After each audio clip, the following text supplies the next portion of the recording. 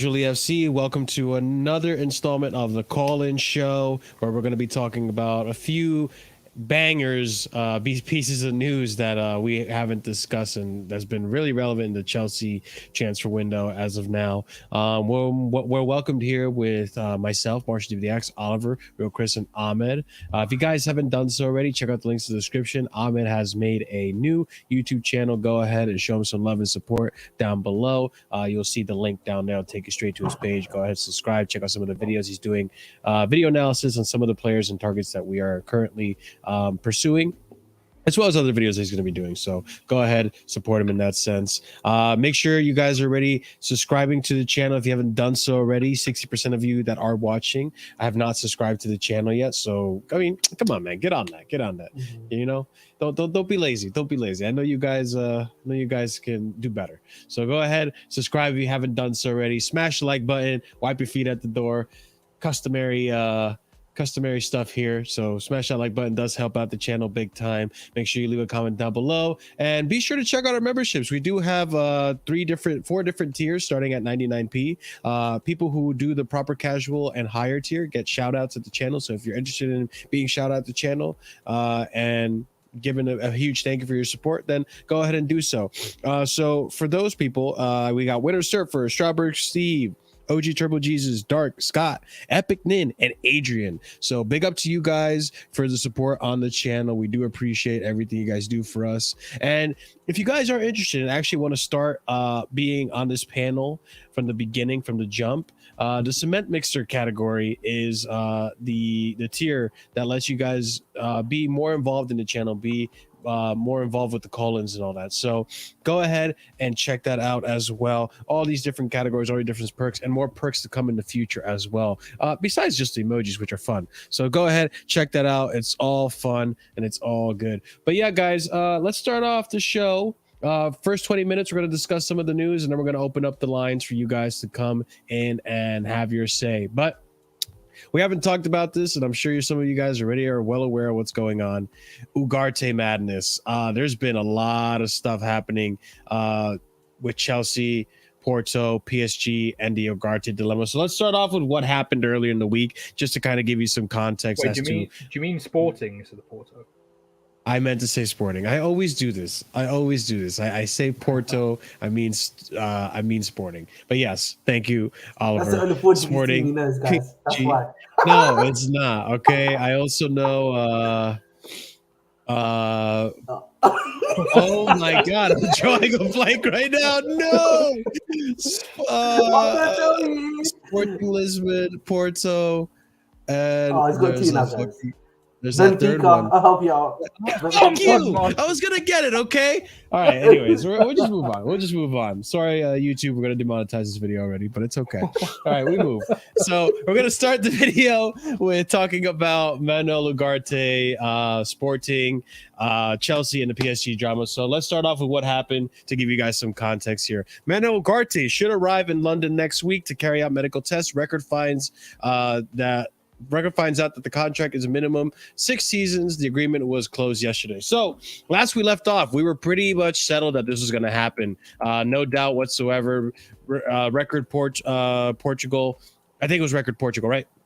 They pretty much confirmed that it was going to happen. And we didn't get a here we go from Fabrizio yet. So we were a little precautious about it, but it seemed like it was very likely to happen. He had agreed 3.5 million with Chelsea, take lower wages because he wanted the Prem and all that, this and that. So Chelsea right now are in Portugal trying to complete the Manuel Ugarte deal. This is coming from Fabrizio Romano. More information here. The deal between Chelsea and Sporting is imminent. It's now about completing the agreement on the player's side with Jorge Mendes. Chelsea are careful because PSG are still around and have good relationship with Mendes as well. So we move on to the next tweet that I would like to discuss that is related to this. Via Begdadik Bali and Jose E. Feliciano, Clear Lake Capital. Chelsea started negotiations to invest in Sporting. Now, this is coming from L'Equipe. A lot of people were discrediting L'Equipe earlier in the week because of the stuff that was happening and because of potentially here the following. Ugarte wants PSG, but Sporting are blocking it as Chelsea are offering many things, including a minority investment in Sporting Lisbon. Now, this is where things get a little juicy and things get a little confusing, because earlier on we had heard news that Sporting wanted PSG to offer a structure similar to Chelsea's. As far as we were aware, PSG were offering more money up front, 5 million at the time, and Chelsea were offering less. So I was a little confused as to what they meant by a better, deal and a better structure. But I guess maybe it was the way the payments were being laid out and the bonus incentives and all that stuff. Maybe it was that. So coming to find out, I think it had something to do with this minority stake. So next tweet we have here, PSG made a huge increase to Ugarte's salary. They've gone from 5 million euros to 10 million euros. This did not go down well with Chelsea, who informed all parties they are threatened to leave the deal. Chelsea, though, want to hear from Ugarte now that he will fulfill Chelsea want to hear from Ugarte now that he will fulfill promises made. This is coming from Record Portugal as well.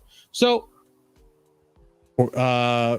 PSG upped their deal. More details here. Chelsea even had the medicals booked. The next few hours should bring a definitive decision. This war has old chapters, with the famous chapter being with Ziyech transfer. So possibility that there's some, bitterness and pettiness here.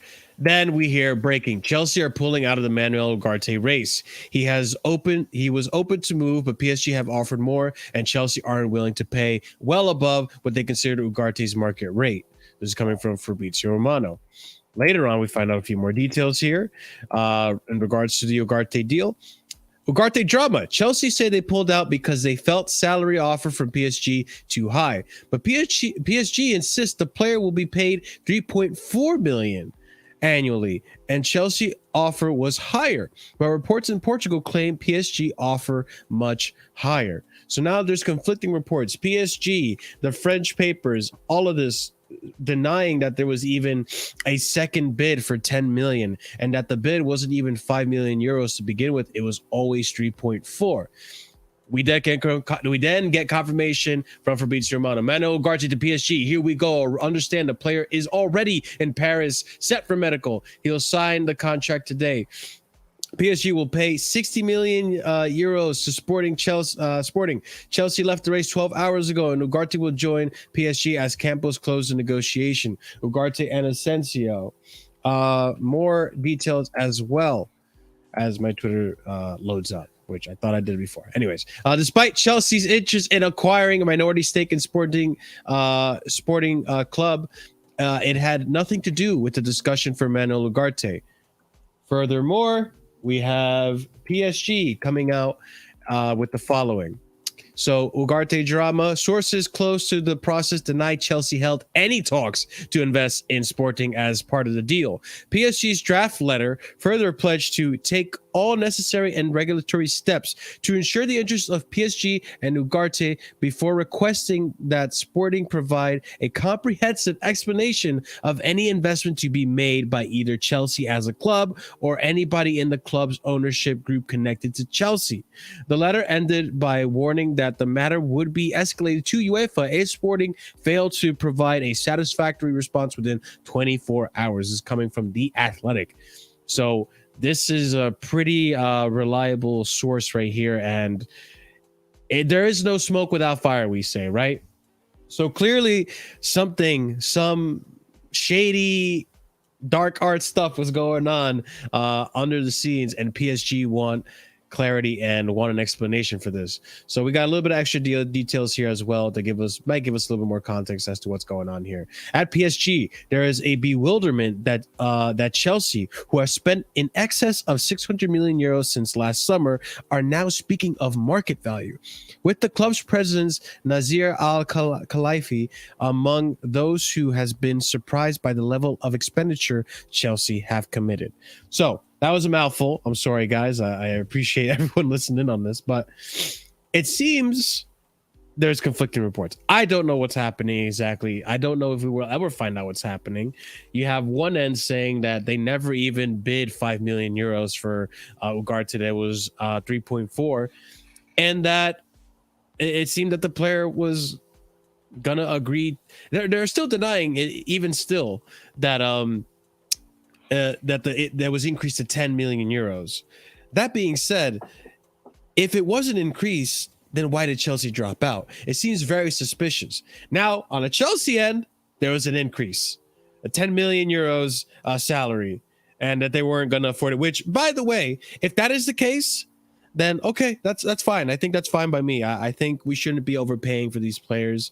I think it's fine to stick to your guns. I did state in the previous video my hesitation with Ugarte in terms of I just don't think. I think he's going to be a good DM. I'm not necessarily impressed, really, but I could see a future where he becomes good. So I'll leave. I've done enough talking. I need a break. I'll leave the rest to you guys. Go ahead, folks. What do you have to say about all this? Well.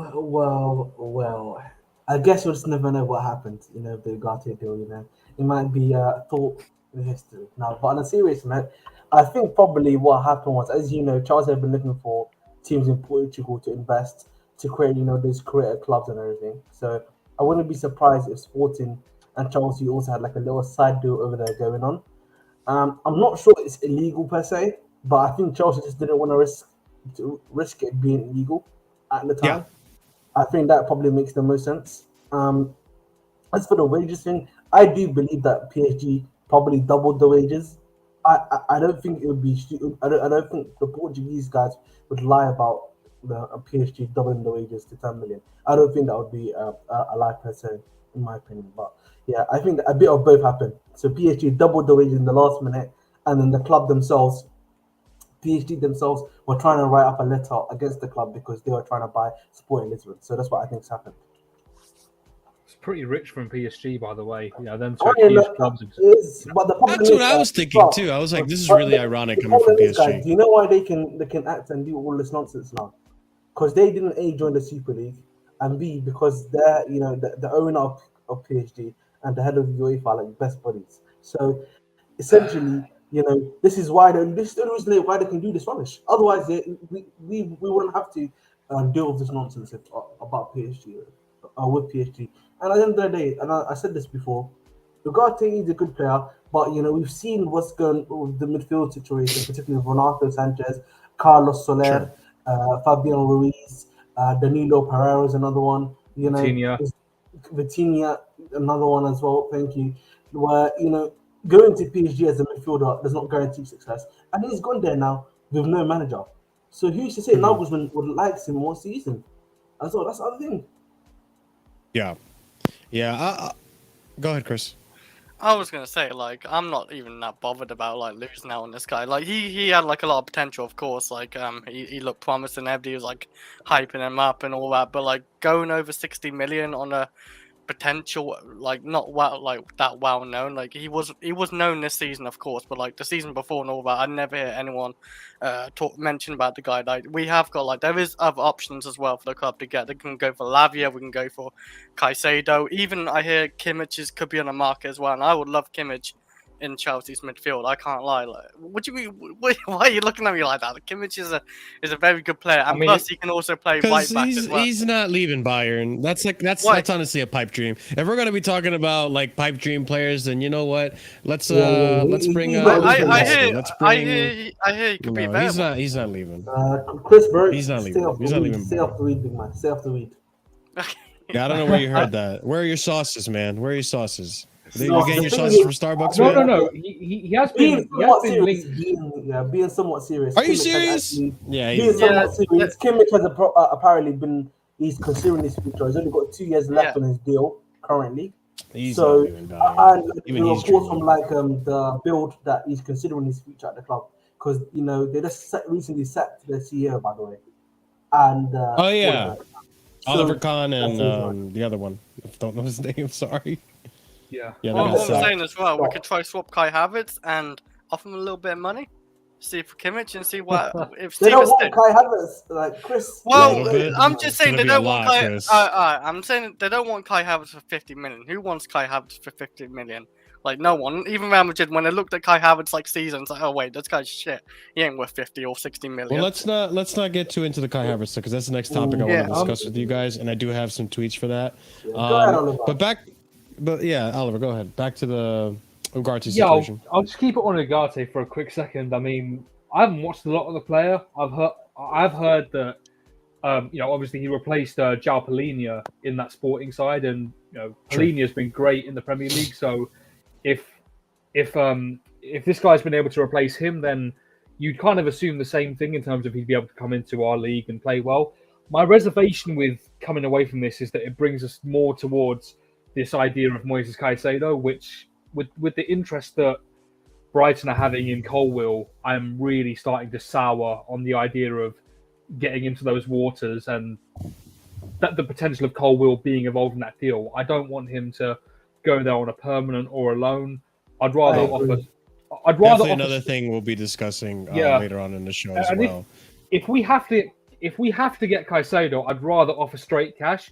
But even then, he'll be like 90 million, and it won't be worth it. So yeah, it just takes us towards this Caicedo situation that really doesn't look like it's going to be worth it in any way, shape, or form. So, bringing it back to the Ugarte situation, I guess the only, not the only. I guess what I could find to be a little bit of malpractice from Boli's end here is that if it's true that they did invest in a minority stake of Sporting, the only thing that I see that maybe is morally incorrect is that money isn't necessarily going towards the player, right? When you're negotiating transfer business and all that, you're paying for the player's contract. So it's one of those things that if it doesn't benefit the player, is it really morally correct to do it in the world of sports? Because, and Ahmed brought this up, I didn't think it was illegal. I don't think they think it was illegal. Like here in the United States, many companies always very often negotiate with public stocks and all that stuff, because at the end of the day, it is another form of currency where it's more risky. You could lose money or you could gain money. And at the same time, you guys did mention we did want to eventually look into buying a team in Portugal, and it would have been possible, and it could have been nice if it is Sporting. So I also am bothered by the fact that like someone in our negotiation, our links here, someone within the ranks of Chelsea is leaking this information. I heard a lot of people say that it's probably Jorge Mendes. That was the one that kind of reported this back to PSG. The whole of Twitter is turned on Winstanley as well. It's quite hilarious. That one we're going to talk about this in a bit later. We definitely going to talk about Winstanley, bro, because I don't know what's going on with that stuff, bro. But we need to speak on that still. Yeah, there's nothing wrong with it. Where's the difference between what Chelsea would have done if they got the stake and what Pozzo family do or what the owner of Forest does? I don't know much about that stuff. I'm having deja vu. No. But that's, I think, what Scott's point is a valid point. I just think, for me, Chelsea probably left it because they themselves may have been unsure in terms of the goals. I think that might be just the only reason as to why they may have backed out. And I think that just makes the logical sense. However, though, next time, listen, it seems now that Chelsea and PSG are now what Chelsea and Tottenham are in terms of like whenever you try to buy and sell players. It's very much a hot water sort of team. Yeah. Looks like it. Yeah. But again, I can't. First of all, I admire that the club is trying different methods to negotiate and different methods to work the system. Because look, let's be fair. Also, like it's this market, and now we're seeing with all these Saudi players and not Saudi players, but all these Saudi clubs buying all these players at such ridiculous wages. Like, who knows what's that's going to do to the inflation and the prices for these players now? We already. Nothing. I'll be real. It will. No, but like it's why it's doing nothing. Have you look at the players they've targeted? I just wanted to ask you, what do they all have in common? End of their career. Yeah, they're end of the career. That's one. But there's another thing they all have in common.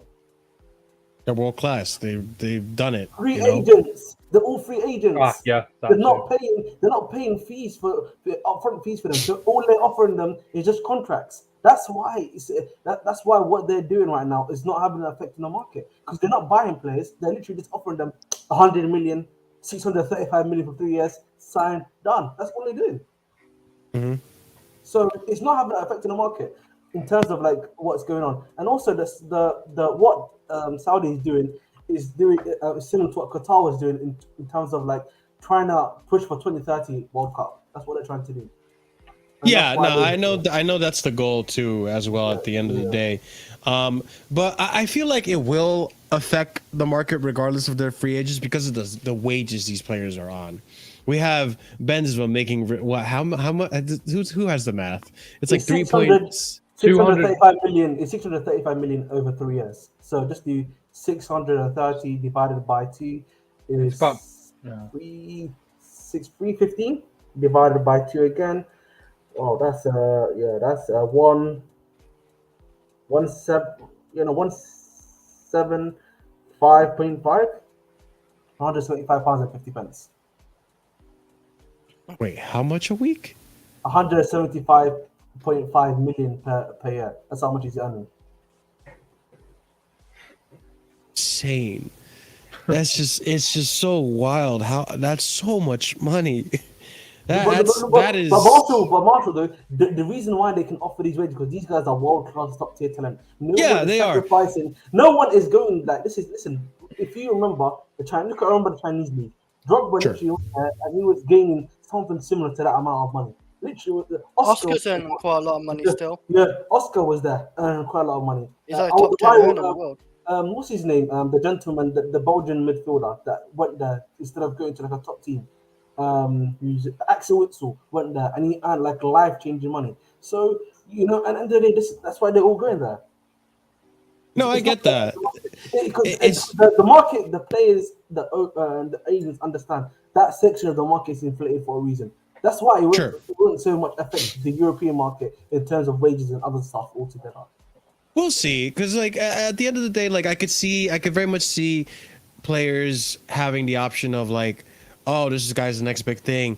Okay, I have PSG are offering me this much. I have Man United offering me this much. Al Hilal though, they're offering me this and that. Oh, I don't know. Like, there's a lot more money to be had there. I mean, they invested. Why didn't Messi go then? One second, Marshall. Actually, the reason why Messi didn't go is because he's getting money from Apple. Yeah, to Apple. He's getting a part of the Apple streaming deal as part of his wages, which is a crazy amount of money. Does he get a free TV? Okay, Chris, man. Let it go, big man. I think Adidas is also like giving part of their contract. Yeah, the stuff he's getting is and he's basically gonna get like a team as well, an MLS team, expansion team, on like a heavy discount, much like. I was gonna say there's reports they've already agreed a deal with Busquets as well. Agreed contract with Busquets.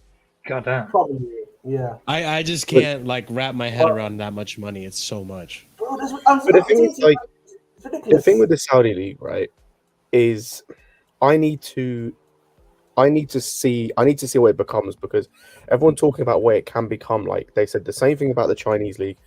Like even before that, they said the same thing about the Russian league. Anyone remember Anji?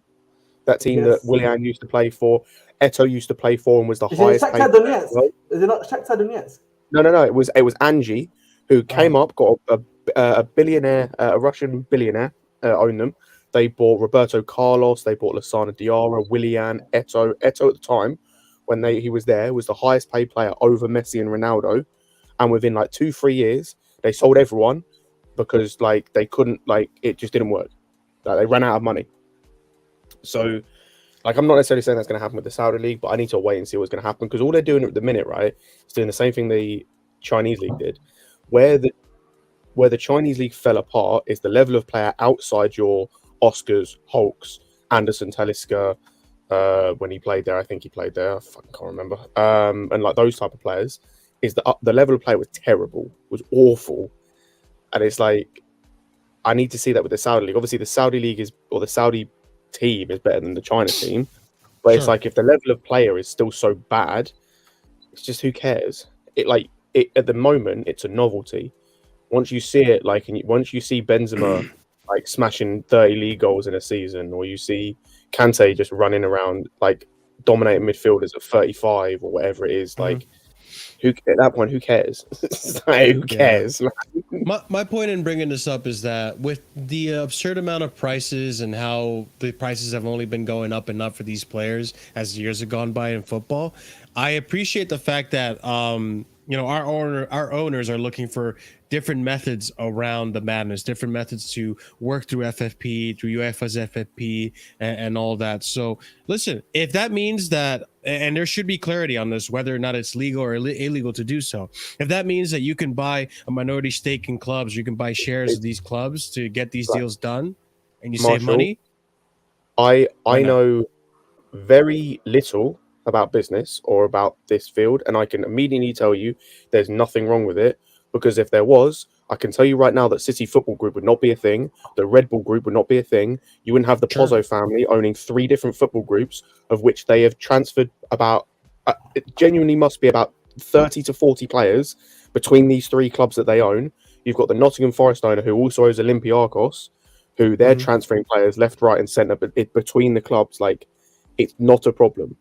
Like I go back to it, like the City Football Group. Just a few examples of transfers we've seen with them. They literally took a player, just because I watched the MLS and I follow that league quite heavily. They took Santi Rodriguez, who played for Torque, the club they own in Uruguay. He went to New York City FC, who they own in America. Tati Castellanos, who they own in America. They couldn't get a transfer free for anyone else, so they sent him on loan to Girona, the team they own in Spain, just to get him in the shop window. That doesn't matter. Jack Harrison, Jack Harrison, who came through the college system, like the super draft in America, New York City FC. They brought him back to Man City so they could sell him on. Like, it does not matter. It genuinely doesn't matter. Yeah, just quickly, Scott. I don't think that's necessarily the issue. I don't think it's ever been. I don't think the club and whatever they were doing this for has ever been done before, where they're trying to buy a stake alongside a transfer taking place at the same time. That's what I think maybe the issue is, because I don't know if that's allowed, Scott. You get what I'm saying? I don't think it's an issue of like, oh, we can't buy and sell players between clubs. It's necessarily we're trying to buy a stake with you alongside trying to buy a player, if you know what I mean. Maybe that's what the issue is. That's fair. I can't. It's one of those things that for me, if you're gonna put a microscope on that, you just end up opening up it's just a microscope towards so many things. Like I said, you then got to open up a microscope to so many other things. Like, you've got to open up a microscope to, as I said, just all of the owners I just mentioned, all the groups I just mentioned, they all have microscopes opened up to them, because then you're going to be asking of like, how does it work? A can of worms. Yeah, like, how does it work when you're the owner of 2 different clubs? How does the contract situation work? Because you're effectively paying yourself. Like, you're effectively you're moving players for free, effectively. Like, so yeah, it's a can of worms. It's unnecessarily open, like, unless doesn't need to be open effectively.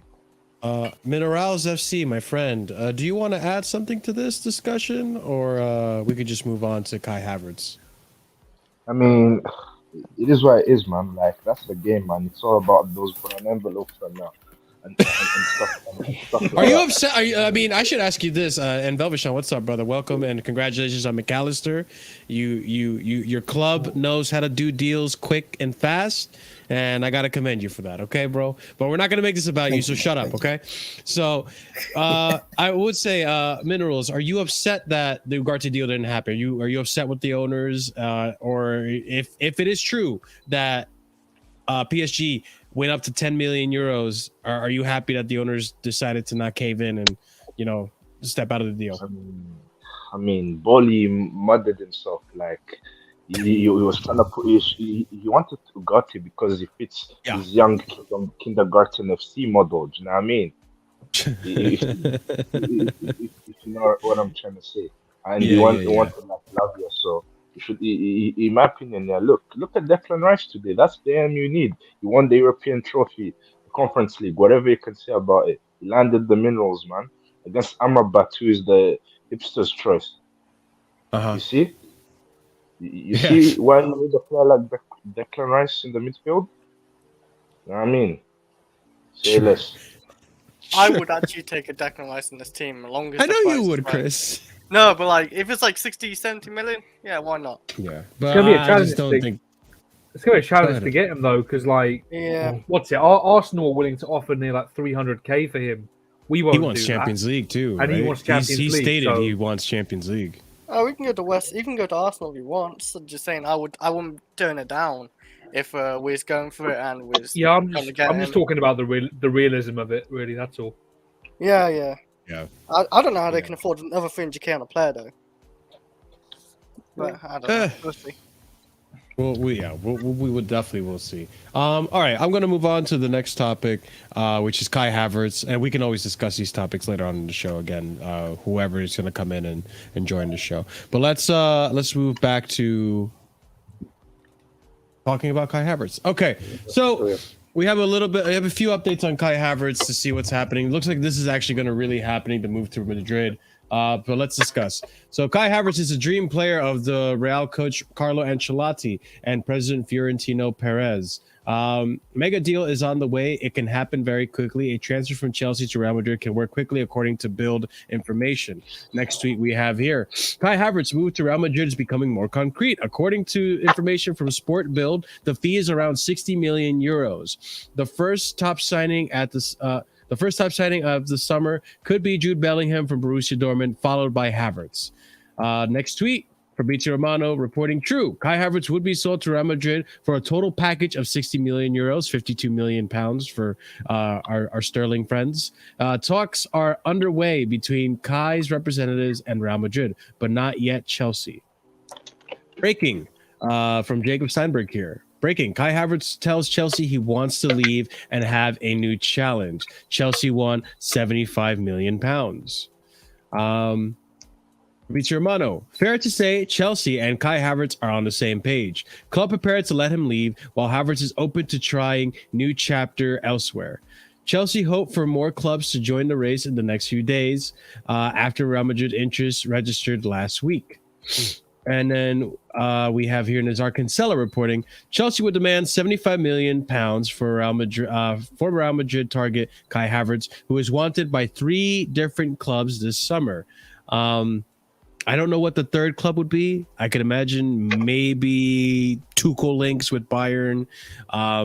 We have Real Madrid here, and I don't know what the third club could be. I guess you guys can guess what that is. And the last tweet I have here, Chelsea want Kai Havertz to sign a new contract that will significantly extend his stay. Otherwise, they will look to do business with potential suitors amid interest from Real Madrid.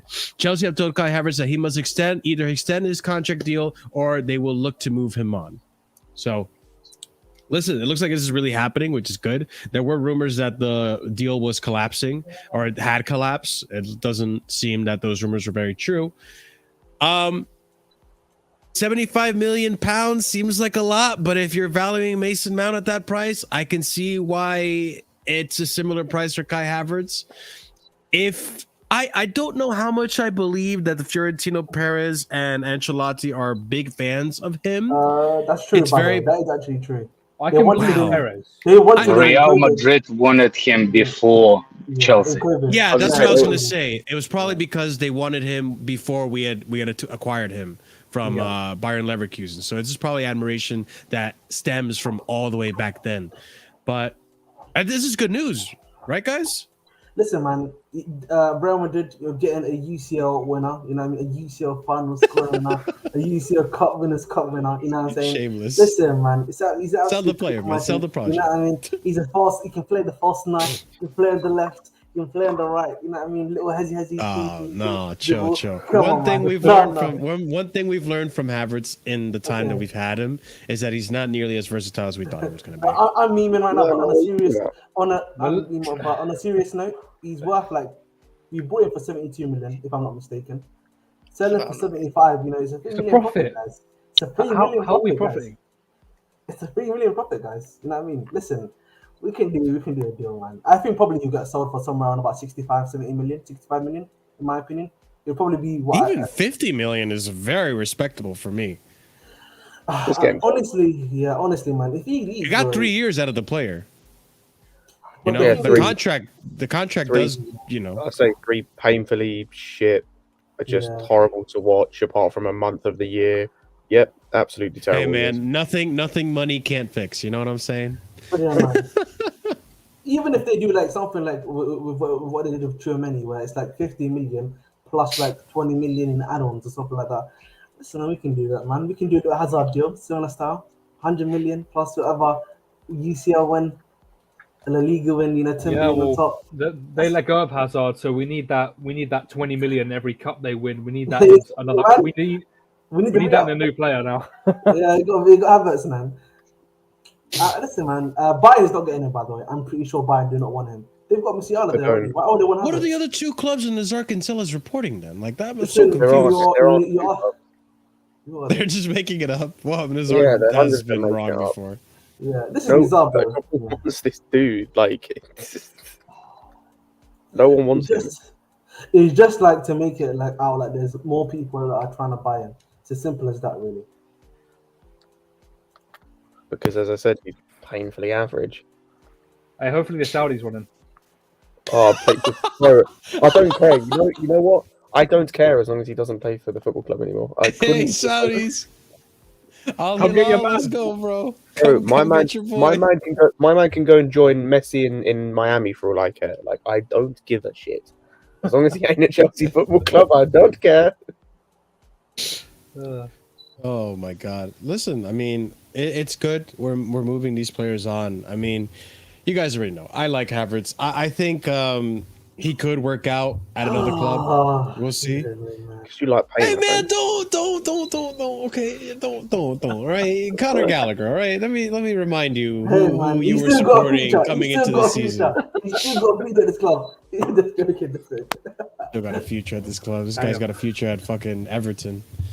But Everton, hey, Scott, go for him. but yeah, I think for the fee, dude, just sell him. Now, I also would like to mention that I don't necessarily think Kai Havertz wants to leave per se. You know, he discussed with his let me land. These players do discuss with their agents. Their agents try to tell him, look, it's not working out here at Chelsea. This other team wants you. It'll probably be better for your career if you move on. And they persuade him, and he probably is like, I'm open to the idea. So go out and find me another suitor. They find him Real Madrid. He says, yes, I would love to play for Real Madrid. And then all of a sudden, you got the news media saying, oh, he wants to leave and stuff. It's not necessarily he wants to leave. I think he's just more open to the idea that it might not work out at Chelsea, and he's going to go somewhere else.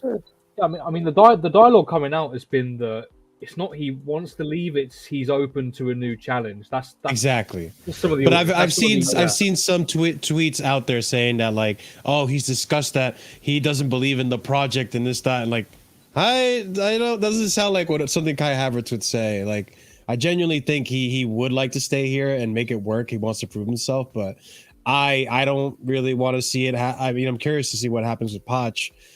Scott definitely doesn't want to see him again. Ahmed, you don't want to see him again. Oliver, you might be patient enough. Chris, I'm pretty sure you're done. Belvashon, you would love him at Liverpool. Give me 5 more years. I've been misquoted. I've been misquoted. Love who? You would Sorry, love it's 4 Kai years, Havertz, not patience enough, or whatever it's been. 3 years, 4 years. Yeah. You gotta wait a couple more years, man. We're gonna see him 5 in a couple years time. But what boys, is Ancelotti thinking, by the way? Like, he's What do you just mean? lost Benzema. He's a baller. To be fair, he might be leaving. Shut up, Chris. Maybe Caicedo just maybe in it. Maybe he thinks it's good. Maybe, just maybe. He's buying him might- as a second. If he's buying him as a number 9, then they're smoking some budge. They're smoking. He's a silky German. Like, he's good. Don't they, Like, they want Kane as well, though, He's- don't they? he's- So I he's don't know got- if it'll be. he scores you a lot of goals. They should go for Kane, in my opinion. I think they should, are. Yeah, bro, they need Harry Kane, bro, because he's that gunman striker, man. Kai, he's a Roman 10 or something like that. Cause he can drop deep and do the pressing thing, but I'm not sure if he can finish it. I saw reports that he could be the Asensio replacement. That was one thing. No, that's yes, bro. So obviously they're losing Benzema, right? So the main striker they've already lost. currently, So the main striker they're going for is Kane. I don't know if you heard the news that, for example, today they apparently did a bid of 100 million for Kane so far. And, and 20 mil in bonus, isn't it? No, it was 120, 80 million and 20 mil bonus. Yeah. But it's an overall package of 100 million, but Tottenham want 130 million in total. So I think, man. Yeah. So if I'm Kane, so if Kane does go there, for example, Havertz is probably their backup. He's the one that they can use around the pitch, essentially, around the sides, because then he'll be a backup striker, and it can be a backup winger for them if need be. Hey man, you know what they say? Pressure makes diamonds, and if anyone can make diamonds in this world, when it comes to strikers and scoring, it's Ancelotti. It's not Chelsea. Listen, man. Shout out Ancelotti, big man. But even Ancelotti is not Houdini, man. He's not Houdini. Nope. You know what I'm saying? Listen. Like if you look at the guys here, look Marshall. He had Drogba, for example. That guy is a world class player. That he can juice that guy up. He's had Benzema, another world class striker. He can juice that up. You say he can make a striker. Has he actually had a? I don't know. No disrespect. Calvert-Lewin. The worst striker. He made Crespo cook, man. Do you know what I mean? The worst striker he's had to work with is DCL, and even he's better than Havertz. Yes. He can actually play the number 9 position. Bro, Scott, respect Calvert-Lewin though. He scored like double figures under Carlo, and Everton are kind of looking good, man. He's like glass though. And actually, like to be fair, like has Benzema ripped these numbers anywhere near these numbers outside of the seasons he's been under Ancelotti? No, let's not do this. Man. No, facts. Marshall, you're speaking. This is why Luis Suarez. Now he was kicking under Zizou for like 2 seasons. No, I'm not saying Benzema was bad. I'm just saying, like, was Benzema putting up? Because here's my argument too. Here's my argument too. Because you were saying sold 3 seasons ago. Madrid fans. You know what? But the problem is Volvashan. Yeah, he was playing with Ronaldo. He had to sacrifice his game. He was playing with Ronaldo. Exactly. He had to be the I get that. His game. I get that, but I would also like to mention this. No, when Drogba, I'm bringing up and listen, stats. Yeah, go ahead. I'm not. This is by no means me shitting on Drogba. Drogba is a Chelsea legend, one of the best strikers the club has ever seen, one of the best strikers the world's ever seen. All right, I respect this guy. This guy is amazing. Okay, but I don't think Drogba stepped into that category of world class striker until Ancelotti came in and took over. Because that's when he had his season where his top goal scoring season. That was his highest goal scoring season was under Ancelotti. He won the Golden Boot in his 3rd season at Chelsea in the 06-07. Wasn't that the season Ancelotti? No, was it? No, it was Mourinho's 3rd season. Yeah, it was Mourinho, man. No. You know what I mean? That season where United PP to the title. Listen, you know what? Yeah, let's look at. I want you guys to look at it. I've got Benzema stats ready in La Liga. Okay, so listen. In 2013-14, yeah, this is the season that he when Ronaldo came to the club. He had 17 goals, 8 assists. 14-15, 15 goals, 12 assists. 15-16, 24 goals and 7 assists. 16-17, yeah, I think he went through some injuries in that season. 11-5. 17-18, 5 and 10, then 18-19, 21 and 6, 19-20, 21 and 8, 20-21, 23 and 9, then last season 27 and 12, and then this season he scored 19 and 3. So this guy's been putting out big numbers, barring 2 seasons, 16-17 and 17-18. Exactly. So what are we talking about, You're just getting mad. You're just getting mad at Marshall. Serve you right. I was going to say, because I remember that when we faced Real Madrid in 2021 under Tuchel first time, that was the conversation going into that game. Or look out for Benzema, and he scored a really good goal. To be fair, exactly. To him. You guys were dominating Madrid until they scored. Yeah. You know? Yeah. So he's been good for a while, man. Like Ahmed said, 1 or 2 seasons may be the exception. And remember, he's playing. But can we check the other strikers as well? Because other strikers are pulling up 30 to 40 goals per season. Yeah, so I don't know how accurate this is from K here right here in the chat. He's won 2 Golden Boots, which I'm sure that's accurate. and his highest goals was 29 goals under Carlo. Yeah. Okay. But remember, guys, like again, I don't think you guys are understanding the players that he's playing. He's playing with Bell. He's playing with CR7. You know, that's going to be your main guy. That's the guy that's going to be scoring the majority of goals. I just got to point something out as well. Sorry, I've just got to point something out as well. Over it. When it comes to Benzema, actually, let me just find this. Oh yeah, Karim Benzema is second on Real Madrid's all-time top goal scorer list. Yeah, of all time, by the way. Only behind Ronaldo, right? CR7. Only behind Ronaldo. Ronaldo's 450.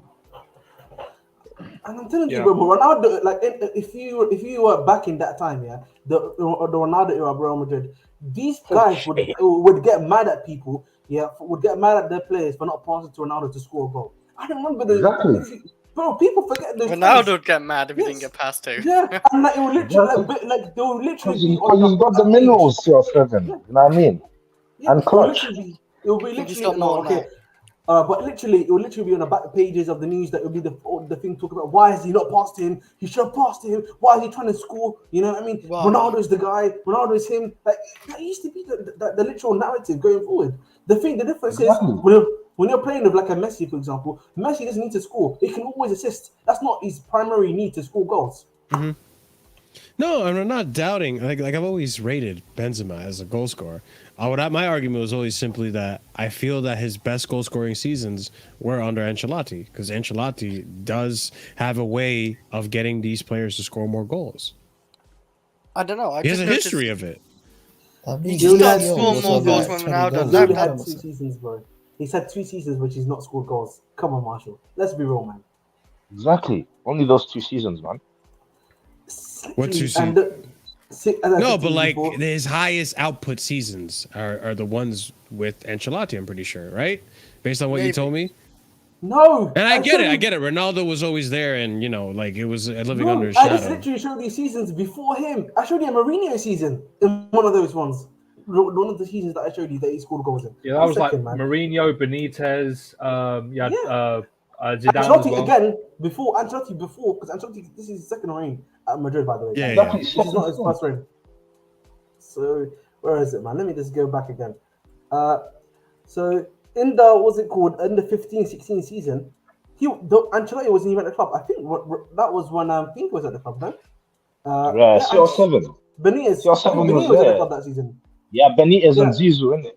Yeah, you know that's what I'm saying.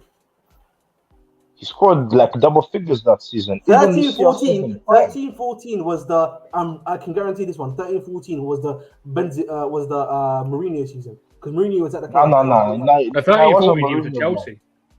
Well, no, he was at the 13-14 was at Chelsea, Ahmed, but a long way from Hollywood. No. He was he not? He was at the club 14-15, 15-16. No, Mourinho.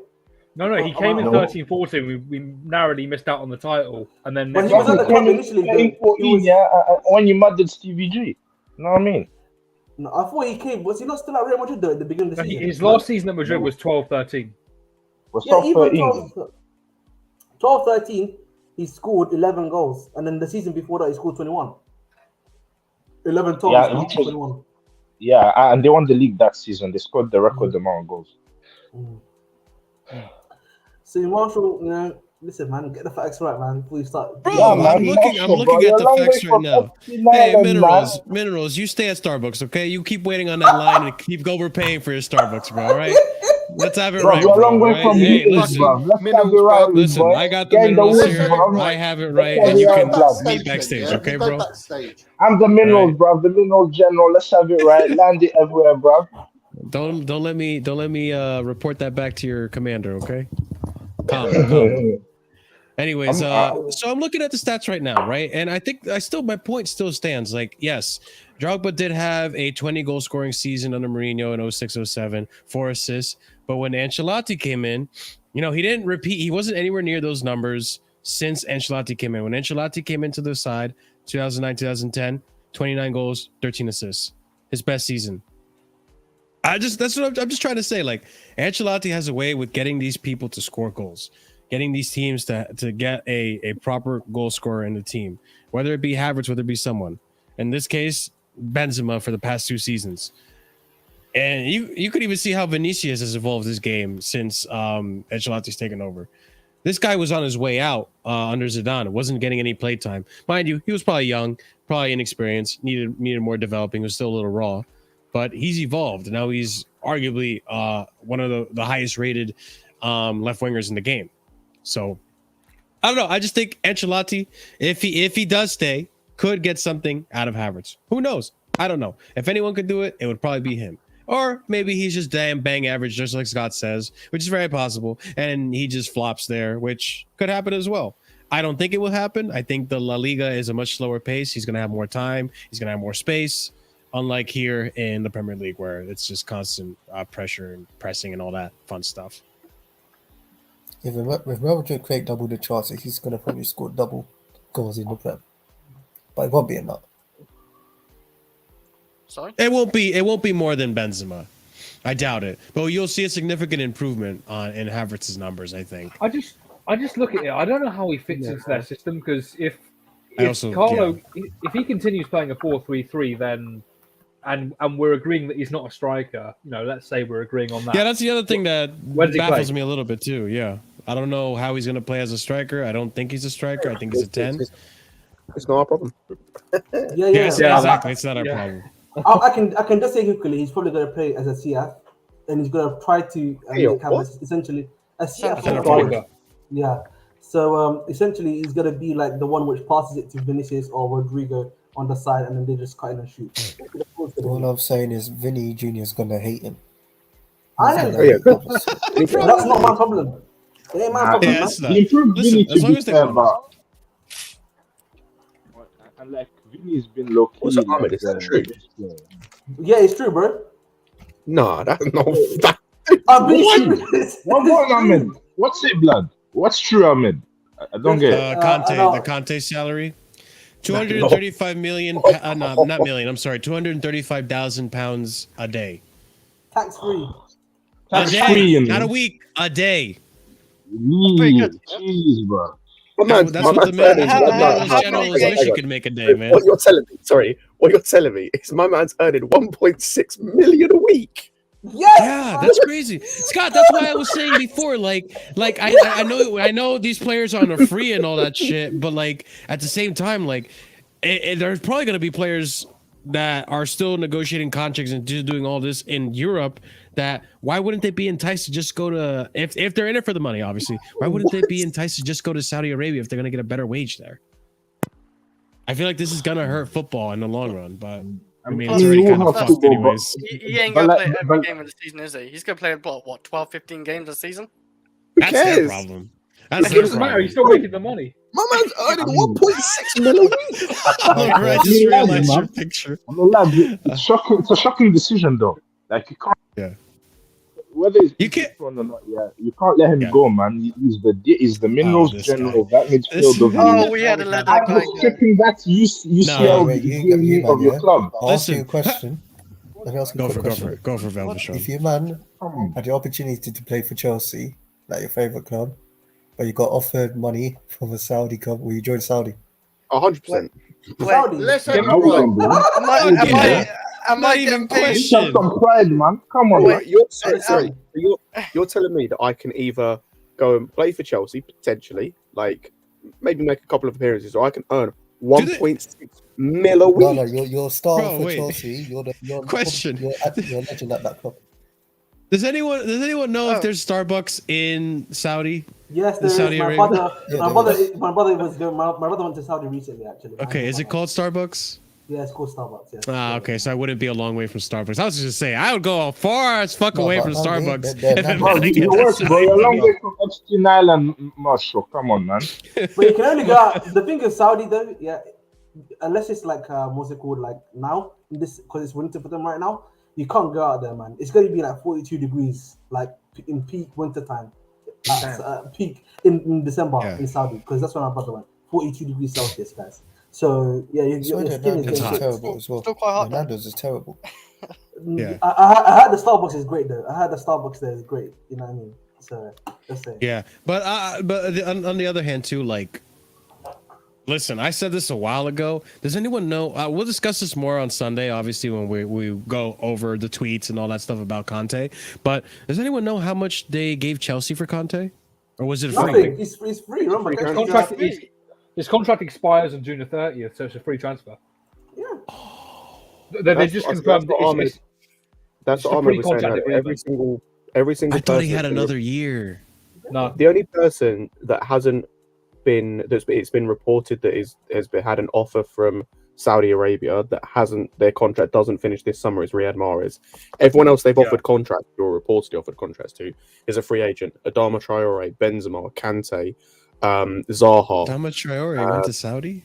No, he's been apparently. There's been a report today. So Al Ittihad, so the same club that bought Benzema and Kante have now put an offer in, or a contract offer in. That's what I'm saying to you, man. Baby oil sponsorship money. Let's go.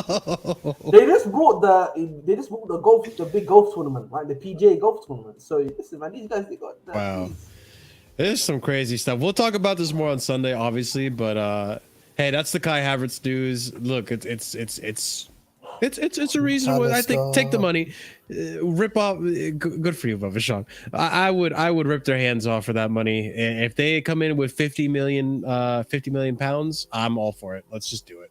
But all right, let's move on to the other topic I wanted to discuss.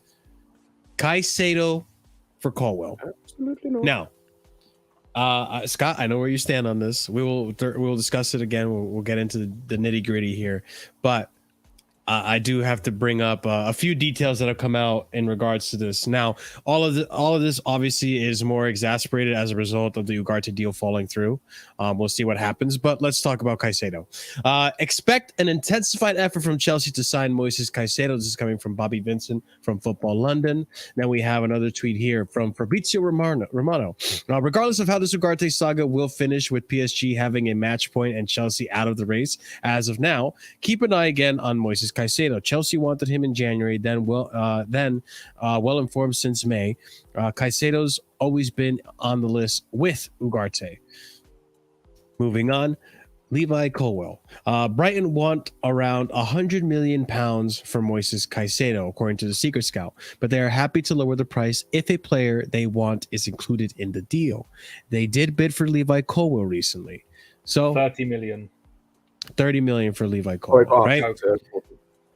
We'll get there. Chelsea are optimistic they can reach a deal for Moises Caicedo and are thought to have discussed a move for him in talks with Brighton over Levi Colwill. Chelsea have insisted Levi Colwill is not for sale, but Brighton want to keep him, which could help in negotiations over Caicedo, according to Nazar Kinsella.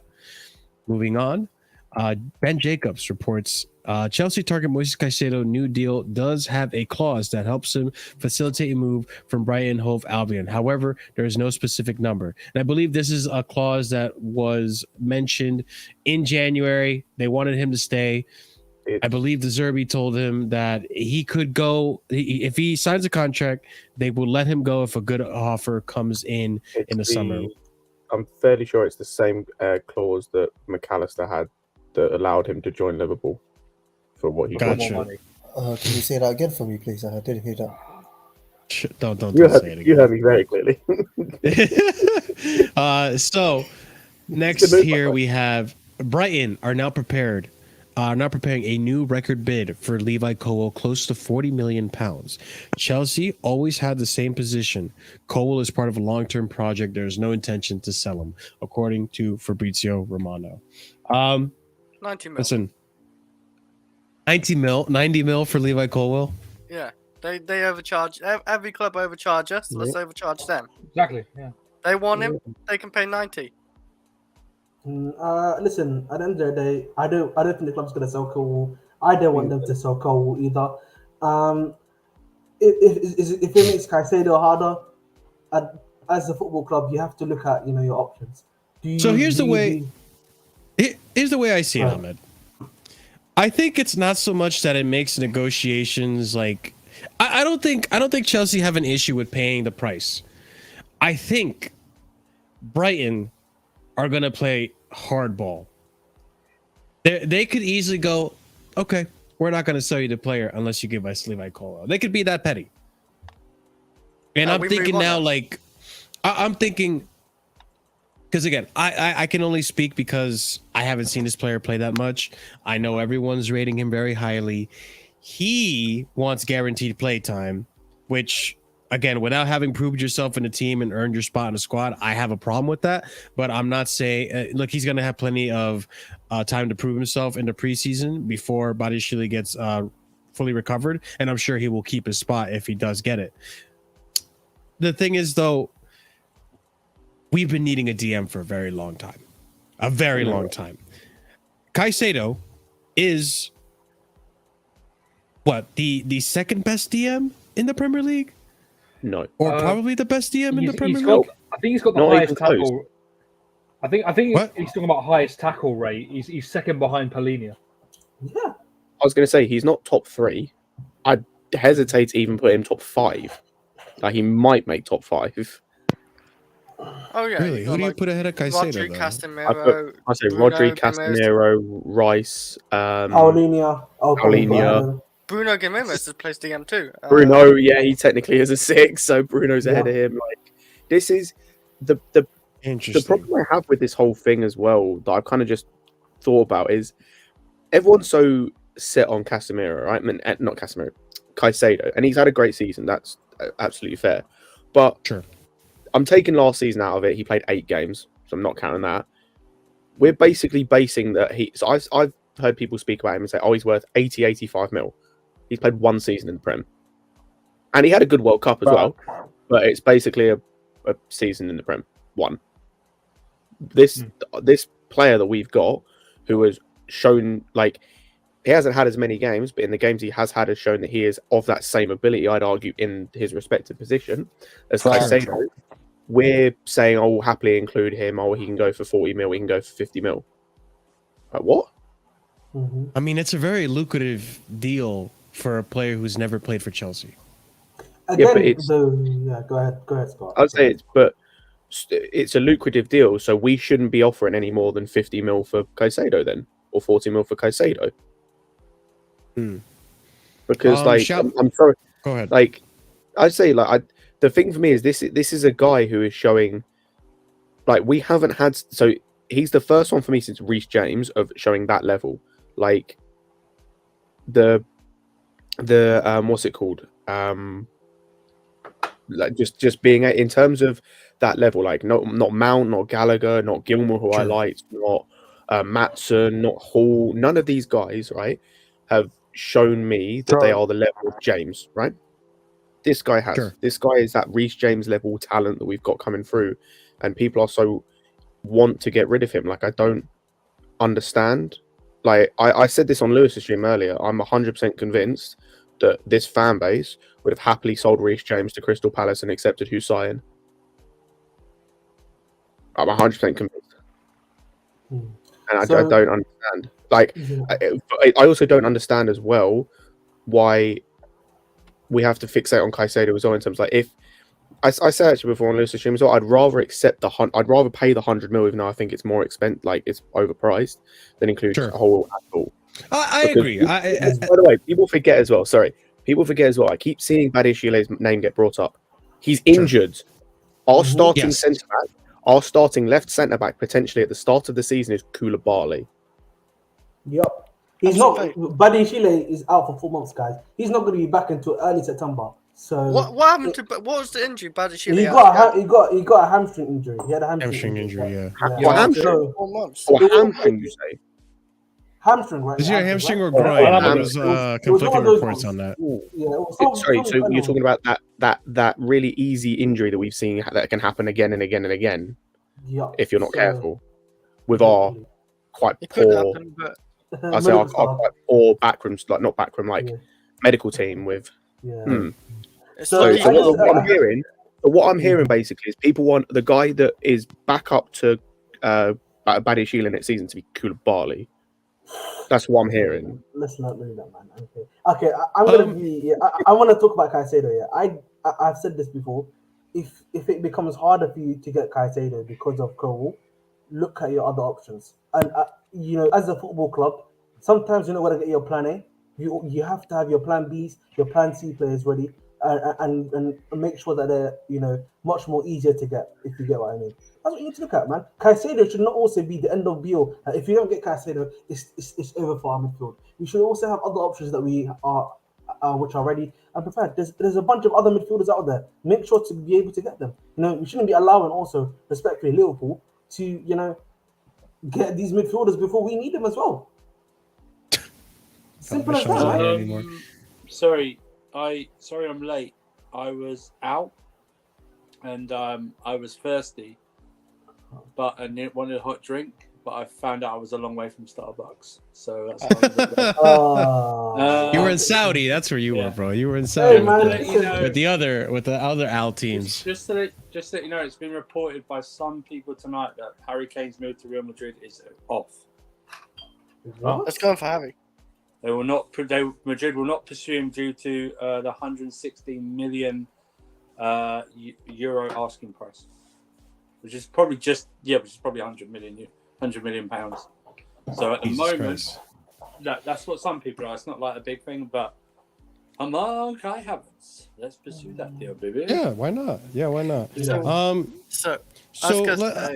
Just real quick, Chris, Shoutman, you've been waiting patiently. I know you just came on to the show today. Big up to you, my friend. Do you want to say anything in regards to this whole Caicedo situation, Colwill? Will you take Colwill? Will you keep Colwill and try to fight for that 100 million for Caicedo, or would you be willing to move away from him for the sake of having a DM in this team? Can you guys hear me? Yeah, we can hear you. Don't shout. Wait, I know who that is. I know who that is. Is this a Ziyech stand? No, this sounds is like Ziyech. This is Doku. That's who this is. Doku. Okay.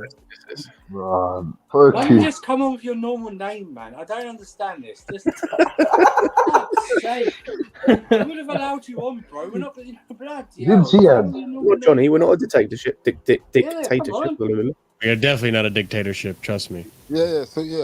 Anyways, so what I would do for me, hold on. It makes sense. Yeah. Hear me out. Bro, the fact that you didn't even say it, you're already trying to justify it. What are you going to say, man? Hear me out, yeah. Oh, no. Yeah. What I would do, since I hear a lot of people saying we don't need Colwill because we have a lot of centre-backs. So hear me out. What I would do, I would sell Koulibaly and I would sell Thiago Silva to make room for Levi Colwill.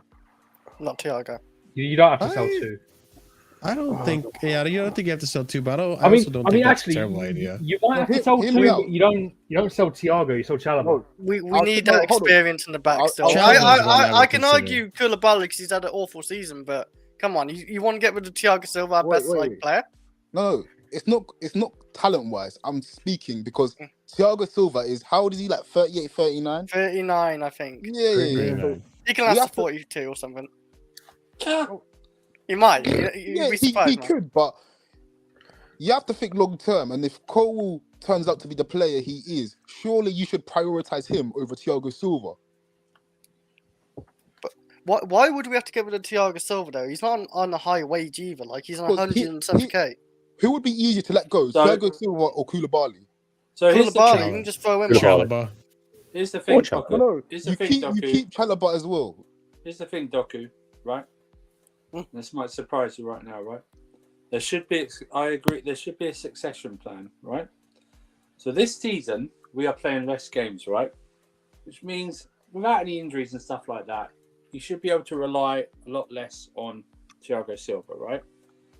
Balotelli get fitter, Fofana hopefully stays injury-free, and I would keep Colwill. I have no problem keeping Colwill whatsoever, okay? That's the plan. The succession plan should then be to keep Colwill actually with Thiago Silva, whether Thiago Silva plays or not. To have sort of now the only difference would be because they probably wouldn't play a lot, a sort of a Desai John Terry relationship, where John Terry was brought along a lot by Desai in his early years at Chelsea, okay, when he played for us. So it should be something like that. I have no problem with that sort of plan. And probably at the end of this upcoming season, Thiago Silva will leave the club. I think that will definitely happen because he's turning 40 this season upcoming. So if they're going to do that and keep Colwill, I have no problem with that whatsoever. To do that succession plan, and maybe even Colwill becomes sort of the actual third choice going against Fofana and Badiashile, something like that. And Thiago Silva is used sparingly for this season. We're playing less games, and we're playing once a week. So exactly. The example I would have used, I'll say the example I would have used of why can, depending on how, because I think when they're fit, the starting combination might be not Koulibaly, he can go, Badiashile and Fofana. Depending on how they are as a partnership, I could see, and I would be happy to go towards Thiago Silva kind of having the role Terry had under Conte, where he basically never played. He was there for the dressing room purposes. Like, he was there to make sure the guys that were coming in were, like, your likes of Christensen, your likes of Rudiger at the time, people like that, were, or like had the understanding of the club. Yeah, so I'd be happy. As I said, depends on how the 2 or 3 guys that are going to be starting gel and how it looks. I'd be more than happy for him to take that role. Oh yeah, and on Caicedo as well. Like, I've watched every Brighton game this season. Yeah, and, like I like Caicedo a lot. Obviously, like, I've watched this guy in many roles. He's played DM, right back, and he's very good, man. So I would love Caicedo to come to Chelsea. Okay. Listen, I don't think anyone here disagrees. I just think the reality of the situation is, if it does become difficult to negotiate with Brighton, you have to keep your options open. Make sure you have guys ready that you can go and get for the team. Simple as that for me.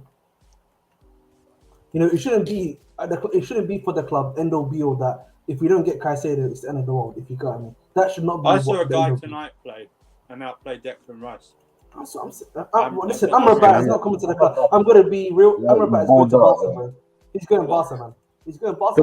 Potentially, but the point is with the midfielder thing is it's another situation of, like, there are so many guys out there you could get who might not be the flashy name or might not be that guy that like in 3 years is going to become, you know, that level, but will be still a great level, like Amrabat, Palhinha, Zubamendi. You've got Tonali, like, he's not a DM, but you've got like Tonali potentially. You've got Benacer, another one. Like, I'm not saying these guys are unreal level, like top tier. They will improve the team. They will be an upgrade, and it's like people are doing the same thing for Caicedo that some people did for Ugarte. And I understand it if you just rate Caicedo that highly and just, you know, think he's that incredible player. Because I get it. Because I was kind of the same with Ugarte because I just really wanted him. But it's like there are other options out there. Like, it doesn't, like, if we don't get Caicedo, it's not the end of the world because he's an incredible player, but his profile is not unique in any way, shape, or form. It's not unique. I think the problem with that. Go ahead, Poku. Oh yeah, I think the problem with that is that I don't think Chelsea fans like signing like small name players. I think whenever Chelsea are linked with big names, that's when the fans get gassed and excited. So I think that's why. Was Ugarte really a big name prior to being linked with us? Nah, he wasn't. Prior to 2 months ago, no one knew who the fuck Ugarte was other than Scott. Yeah, but I'm saying and Ahmed. Obviously, like if you're like me and you're ahead of the game, you know Ugarte from ages ago. But my point is, like, Ugarte, like, the last couple months was a household name. People are watching comps of him. They watched him against Arsenal. They just watched him. They knew who he was. So, like, he already built his name. So Chelsea fans were, and obviously he's South American. You know, he has that shithouse side of him. So I think Chelsea fans liked that side of Ugarte, and they wanted that. So I think if you were to scout some random DM from another place, I don't think Chelsea fans will be moved by that, in my opinion. But that's the problem with Chelsea fans in a nutshell. And the club shouldn't pay attention to it. Exactly. Like these same Chelsea fans, by the way, like, just to put you in, use examples of people that have moved to other clubs. These same Chelsea fans would have been like crying and talking about how we flopped in Madrid if we were linked with Ødegaard. I guarantee it. Like, these same Chelsea fans, if we'd have gone and bought Julian Alvarez, would have been talking about who the fuck is this dude we're buying from the Argentinian league. Like if this like Chelsea, like these same Chelsea fans would have been crying about buying some guy from the Eredivisie who's 5'6" at centre back, thinking, what the fuck are we doing? And when he turns out to be one of the best centre backs in the league, like the Chelsea fans just want to cry about transfers. And It's Scott, not a big name. And Scott, they did it to Madueke and Badiashile as well before we saw them play for us. Yeah. I was gonna say, like, when we signed Badiashile, all I'm hearing about is, oh, why are we signing another centre back? Why are we doing this? Why are we doing that? And now it's the same Chelsea fans talking about how let's sell this guy we've got because Badiashile is that guy. Just like fucking 6 months ago, you want, like, what are you asking? Why are we signing him? Shut up, man. Scott, you know, it is, yeah. These guys are, I think the right term to use is they don't. There's no patience, man. There's no like thought process. Literally, it's like, oh, why is he here? Why are you brought him in for? And then like after watching him one game, he seems to be one of the best centre backs in the league. You know what I'm saying? It's just, guys, just calm down, relax, wait and see approach is sometimes, you know, the best approach if you don't know who the player is. Yeah, I agree. Listen, the scouts that we have not disappointed so far. I can't say they've really disappointed. Maybe with Mudryk, we'll see what happens. Time will tell, you know. But so far, like, talk to me, Meadows. But then again, it's the model that's the problem to implement. It's the what that's the problem? Model. Like this model of buying like these unknown players. Madueke, like, fair enough, they will grow in the future, but then again, that thing has you in 12th. Do you know what I mean?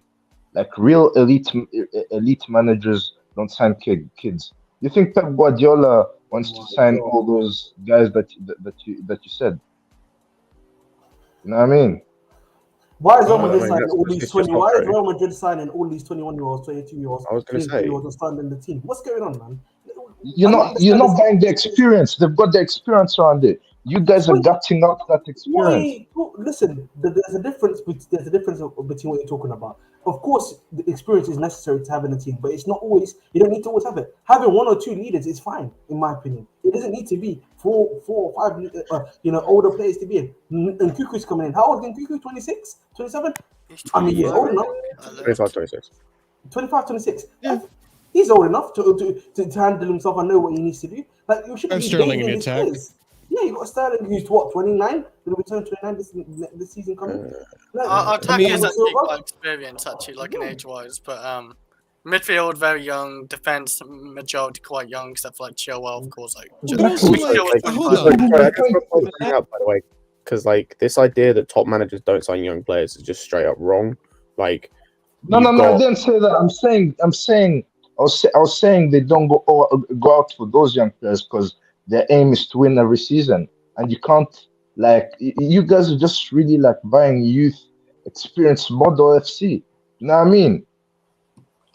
I mean, it's also not necessarily like, okay, we could say experience this, experience that, but I mean, when you have Enzo winning the World Cup at 20, is experience really what's carrying him to win that World Cup? Like, when you know a player's good, like, was Mbappe, his experience. He's not the only one you needed, bro. You should have gotten that DM ASAP. You know what I mean? Yeah, but like, are you like with the whole experience argument too? Like, and I get where you're coming from. I do want a balance of experience in the team, obviously, but does experience really matter when the player is good regardless? Like, if a player is good, then it's good. The thing about experience is that it does make you into a better player. You do make better decisions. But if you're trained up to this point in your career and you've won the World Cups, in Mbappe's case, you have carried, like, I wouldn't say carry, but like, you were a big part of the reason why France won the World Cup, 8 years ago, right? No, 8 years 4 ago. years ago, 5 years ago. 4 years ago. Oh my God. 2018. Yeah. Thank you. I appreciate it. I was already counting this World Cup as 4 years ago. Oh my God. But yeah, people were saying like, oh, I don't know about Mbappe being at PSG or Mbappe being in that team. He's inexperienced. He's still doing everything that an experienced player would do, scoring the goals, getting in the right positions. Mm-hmm. You have Enzo doing the same thing at his age, doing all the right things that an experienced midfielder. But then again, Enzo's alone. He needs some guidance too. Yeah, I agree. I just need to point something out, like, just for Chelsea football, like for Chelsea, most of like our worst performances this season came from players who are the experienced players. People keep telling me about how like Koulibaly for me this season, you can tell you want, he was our worst. For me, he was our worst centre back this season. And for me, I don't think he was even close, particularly. Like people, like he was our top goal scorer, but people still want Sterling out and are not happy with his performances this season. You've got Kovacic. Most people are talking about how he down tools and they're not happy about his performances. Well, he actually came out with quotes today that said he's close to leaving. Aspi, another one. Mendy, who's the more experienced of the two goalkeepers, another one who people. But then again, it's been caused by Ted Lasso body. You know what I mean? Oh my God. The thing is, like, this talk of experience is all cool and all, but like, everyone talks about experience, but most of the people that want, like, most of the players that people want out of this football club are the experienced players. So make that make sense. But how do you quantify experience? Oh, I'd say experience is not the same as age. This is the thing. Experience is games played, minutes played. Badiashile's 21. He's played over 100 career games. Yeah. Fofana, Wesley Fofana, what, 21, 22? Probably near enough the same. And in the Premier League, he's been here, what, his third season, I think, in the Premier League? Maybe. How many games has James played? Exactly. I'm just about to move on. Reece James has been a regular in the squad for 4 years, right? Ben Chilwell. How many? It's his third season. Yeah, third season. Coming up 4 seasons. Reece James has played nearly, well, according to Wikipedia, he's played nearly 150 league games. We got Ben Chilwell here. We got Thiago Silva in experience. We've got Sterling as experience and stuff like that. How do you quantify that? It's like that. Sorry. And you have a mixture, so you come in and go, well, Caicedo's 20. If we buy Caicedo's 21, but he's coming into his third season in the Premier League. Experience. He has Premier League experience so far. You know what I mean? Premier League experience is overrated. Premier League experience is the most overrated thing in the world. I mean, we saw what happened with Cucurella. Lukaku. Well, look how many players that every club has bought that's come in and hit the ground running. I mean, Eden Hazard didn't have Premier League experience. Van Mata didn't have Premier League experience, stuff like that. I think it goes one of two ways, doesn't it? If you come into a new country, you either take time or you hit the ground running.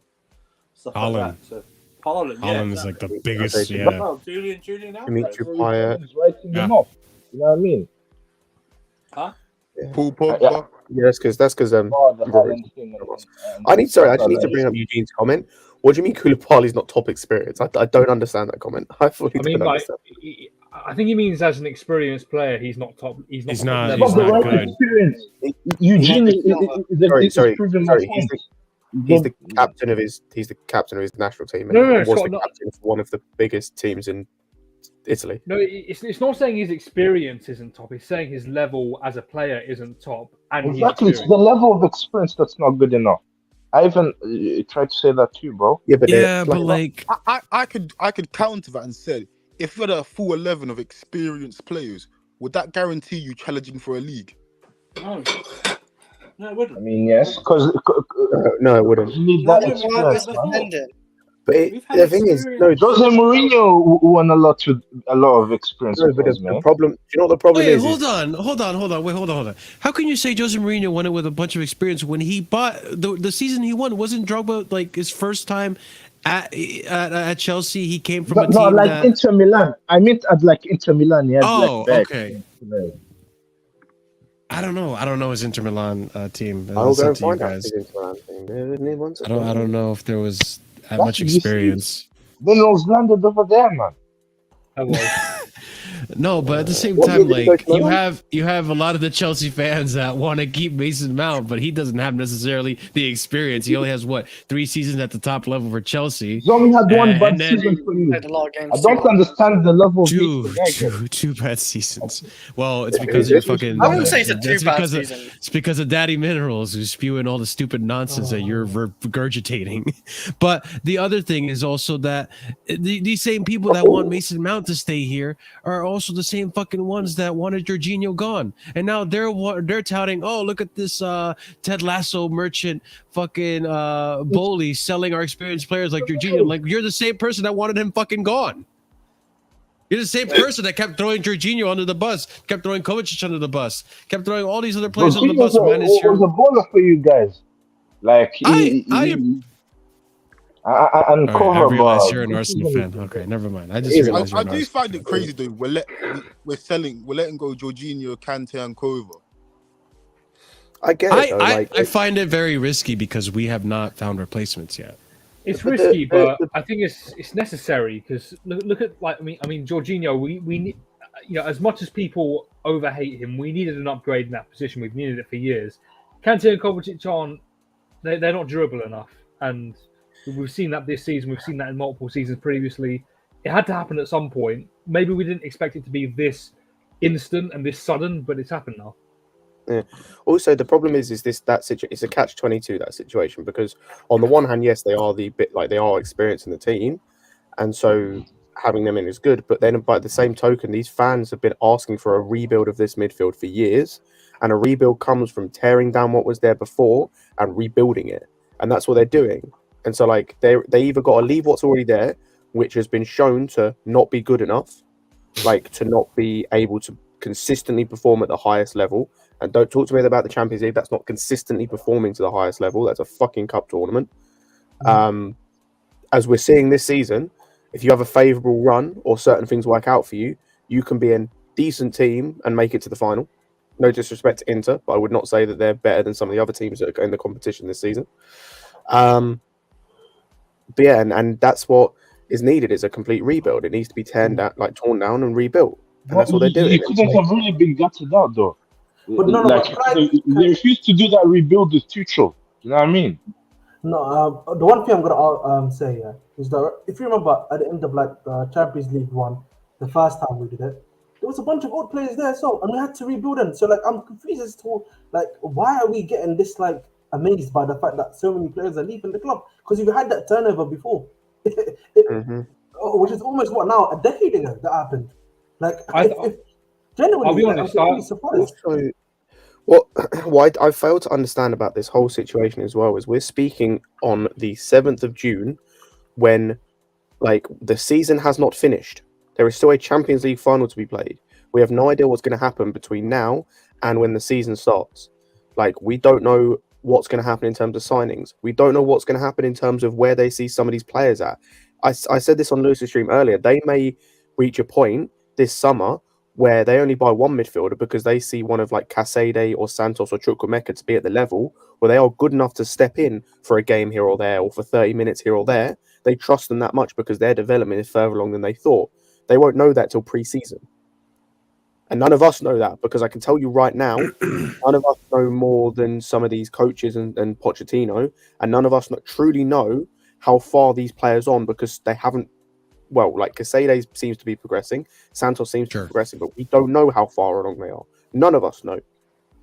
So, we may already have the answers in our team already for certain things. We don't know that. People have been hyping up. Yeah, people have been hyping up Andre Santos. If you remember that, the way they've been played. And Caicedo, especially in recent games, Caicedo is really good from what I've seen. Real quick before we continue the discussion, 76 of you guys are watching. Help us get to 50 likes, please. I do appreciate every single one of you guys watching and smashing that like and helping the channel out. Continuing on to the discussion, by the way, someone I don't know who said it. Someone has said not letting the club build with Tuchel.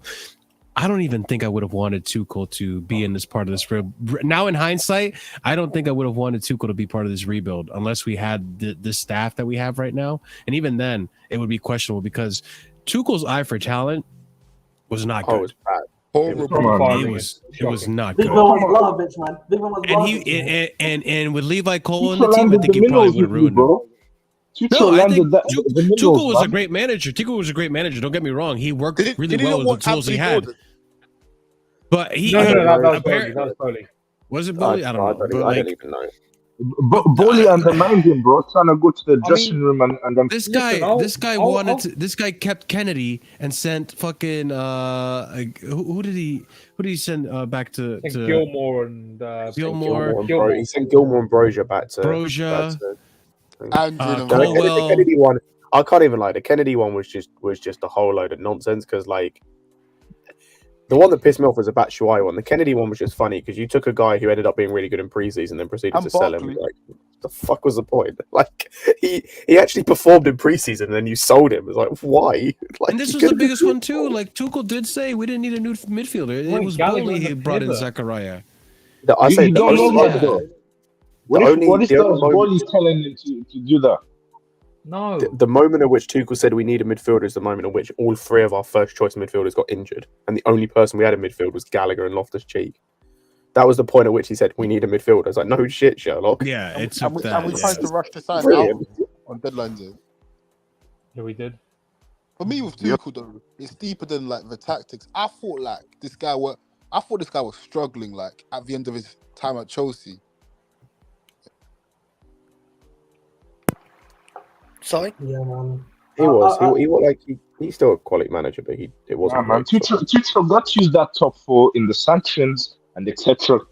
Yeah, he had to deal with all the off the field things, and so that's why you guys were kind of chipping away and barely getting over the line for that top four. Yeah, we give him credit for that, but you know there were other things. You have to look at this in a holistic way. You know, there were good things, there are also bad things. You know, these are some of the bad things about him. And also, Tuchel. I don't think Tuchel had anything to do with Caicedo. He never played Carney. Exactly. And maybe he wanted Sterling. That's about it. But I mean, I'm not gonna throw Sterling under the bus like this. But if Sterling continues like the season, he had. You wanted Frankie De Jong, etc. You know what I mean? I mean, that's on Barcelona. That's not really. You can't really blame Bowley for that one. He did not want Frankie. And Tuchel showed no signs of playing the young guys. And I was about to say with Sterling too. Like, if Sterling continues on in this form next season, then is that really a good talent idea? A good signing? He's also the guy who wanted signing. No, well, we don't know because he could have worked out in Tuchel's system, Sterling, because he did. He was working out when he did play. Yes, exactly, and like you can't blame really Tuchel getting sacked that early. Yeah, like fair enough. That's down to the owners. I wanted to see Tuchel do this season. Like I felt like he deserved to do this season.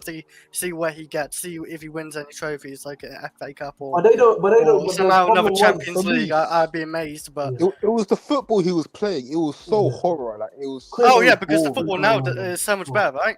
It's not about the football for me. It's not even about the football. Like, it is, Chris. Watching Tuchel ball at the end of his I didn't mind it. Time was so boring to watch. Sometimes it was bad. I can't even lie. It was pretty bad. The football was bad, but the thing with Chelsea, as we all know, man. As long as you're winning, we don't care, man. Let's be honest. Okay. Yeah, but we weren't even winning then. Towards the end, we were struggling. We were found out pretty much. Every team knew already how to fucking play us. Low block and then counterattacks pretty much. Our set pieces went off a cliff as well.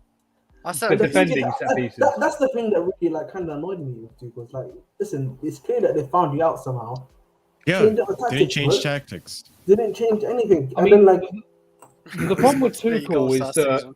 The problem with Tuchel is that he inherited this squad that was suited to playing a back three. And fair enough, he used that first season and second season to get us to win the Champions League and the Club World Cup and the Super Cup.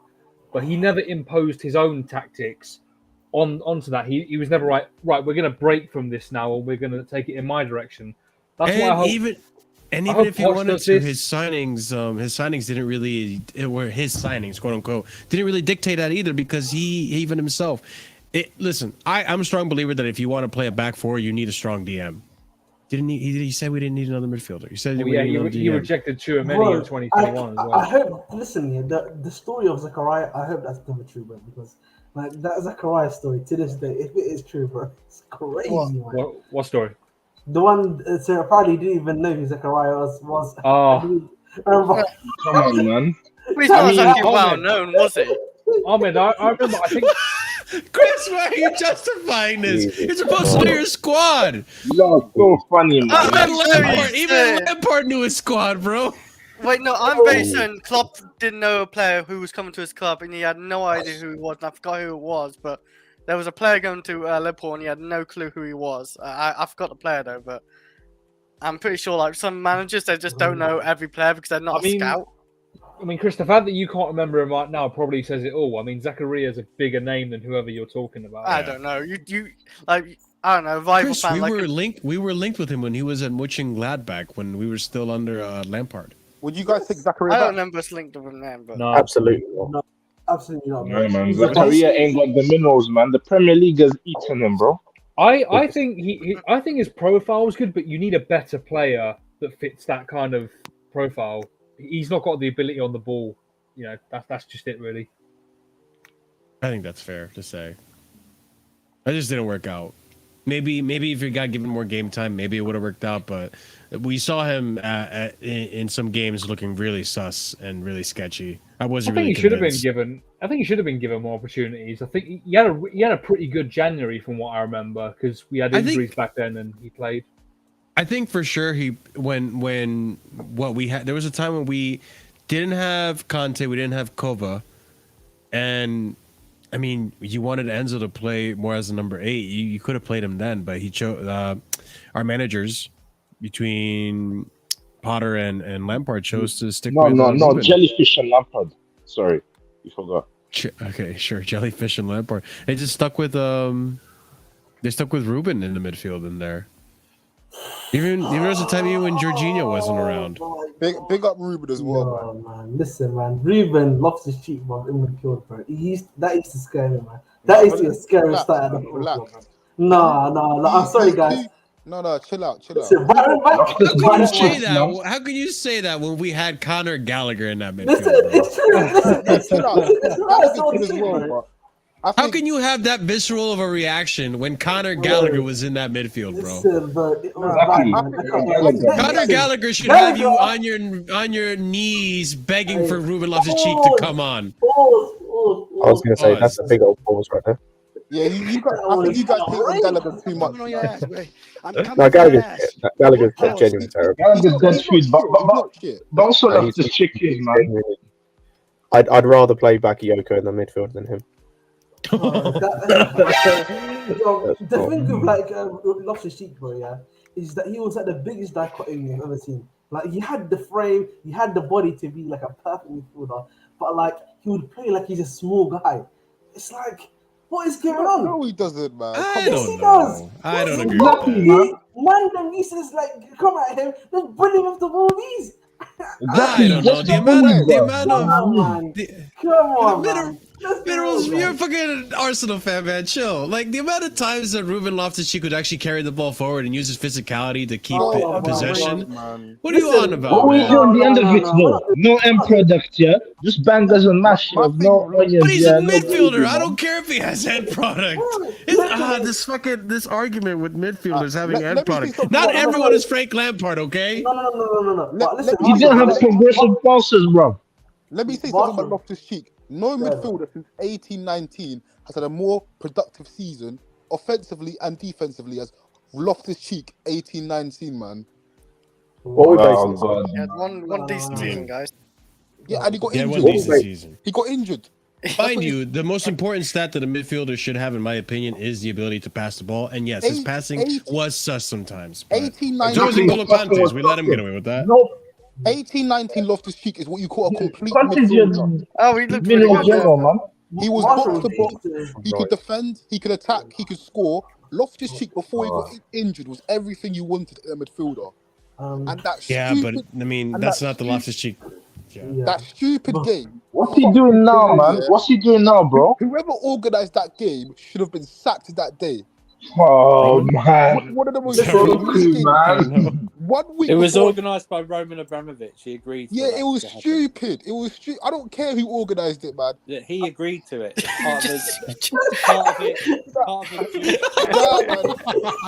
I'm not hearing it. You were just complaining who just organised it. You said, I don't They should care. be sacked. I don't care. Roman Abramovich agreed to it. It's part of like a Jewish charity thing or something. Hear me out. Yeah. I'm not saying the cause was good, but the timing. That's my point. The timing. 1 week before a final is criminal. That's absolutely criminal. Use your heads. How the Europa League is so easy.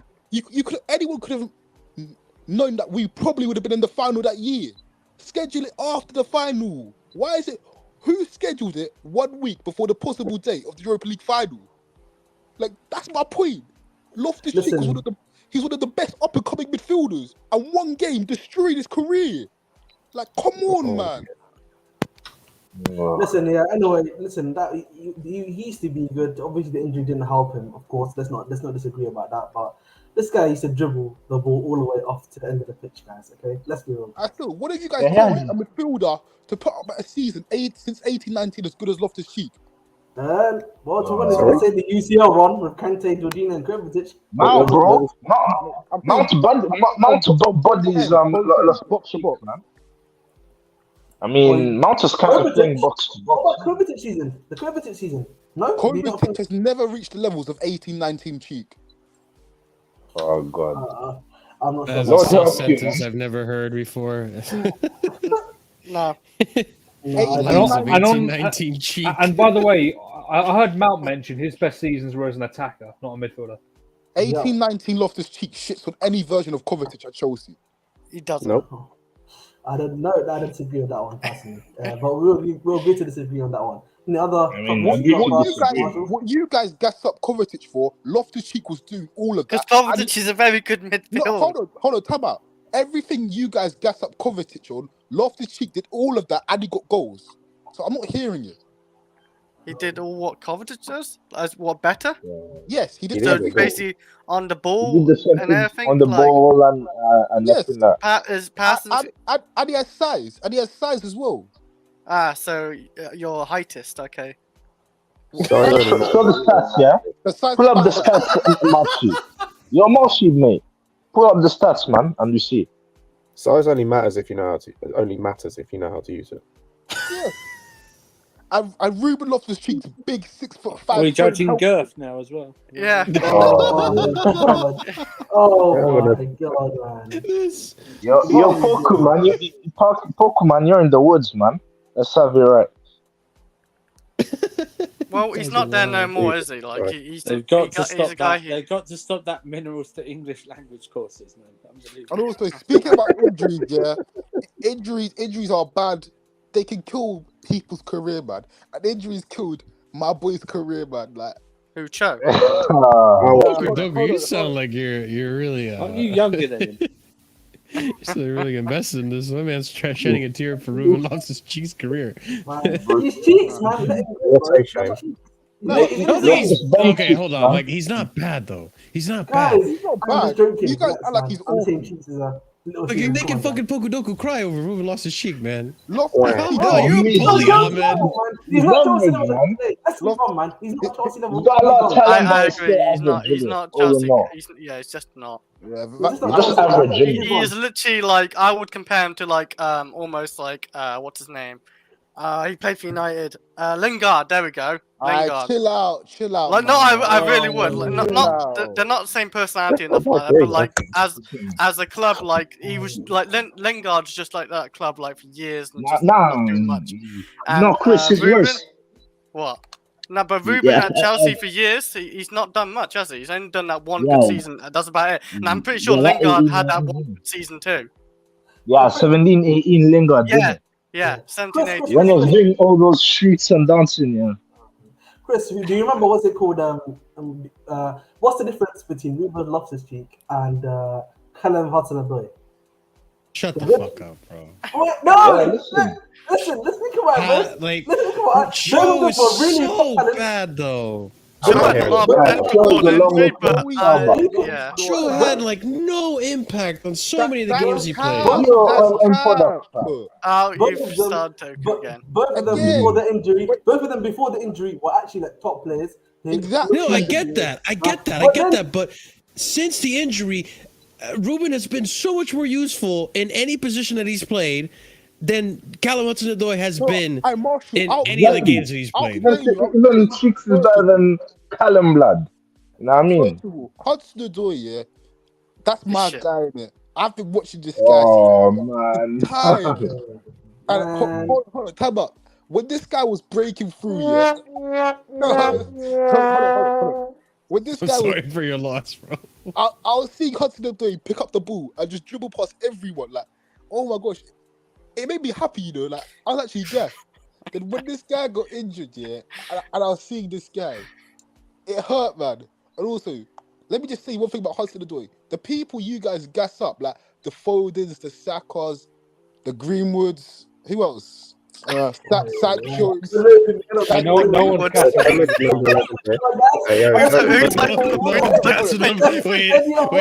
I deeped that. No one's gassing up Greenwood anymore. No. We move. Hudson-Odoi was levels, not even better. Was levels.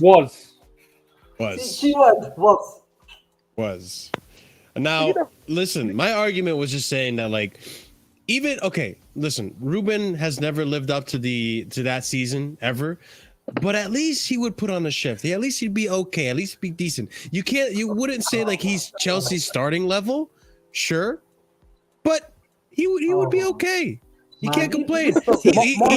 My biggest complaint with Ruben Loftus-Cheek was he didn't have end product. He didn't score the goals. He would get some nice sweet positions in the box. He wouldn't put the pass where he needed to put. The decision making wasn't there. But he would. Stop glazing, man. Stop glazing, bro. Stop glazing. Marshall, last season. Hang on. But Cho hasn't done shit. Last season, he didn't put a shift. Cho? Yeah. I took like 2 goals. I want to know. Shit. Andrew, what are you saying, bro? I just want to. Once again, this is coming apparently from Alex Goldberg, so take it what it is. Kai Havertz is a target for Arsenal. Not Chelsea yet, but they're don't want him, man. Don't want him at my club, man. Information from Alex Goldberg. Minerals, what are you talking about, man? Weren't you just bigging him up before how he's the Minerals a generational kid? No, that was not, There's no way Arsenal go from there. There's no way. Why not? What's up, my people? Oh, it's Kai. Not him again, man. Not him, man. He's in the woods, man. He's with Fabrizio and them, man. Like, they watch Kai Havertz.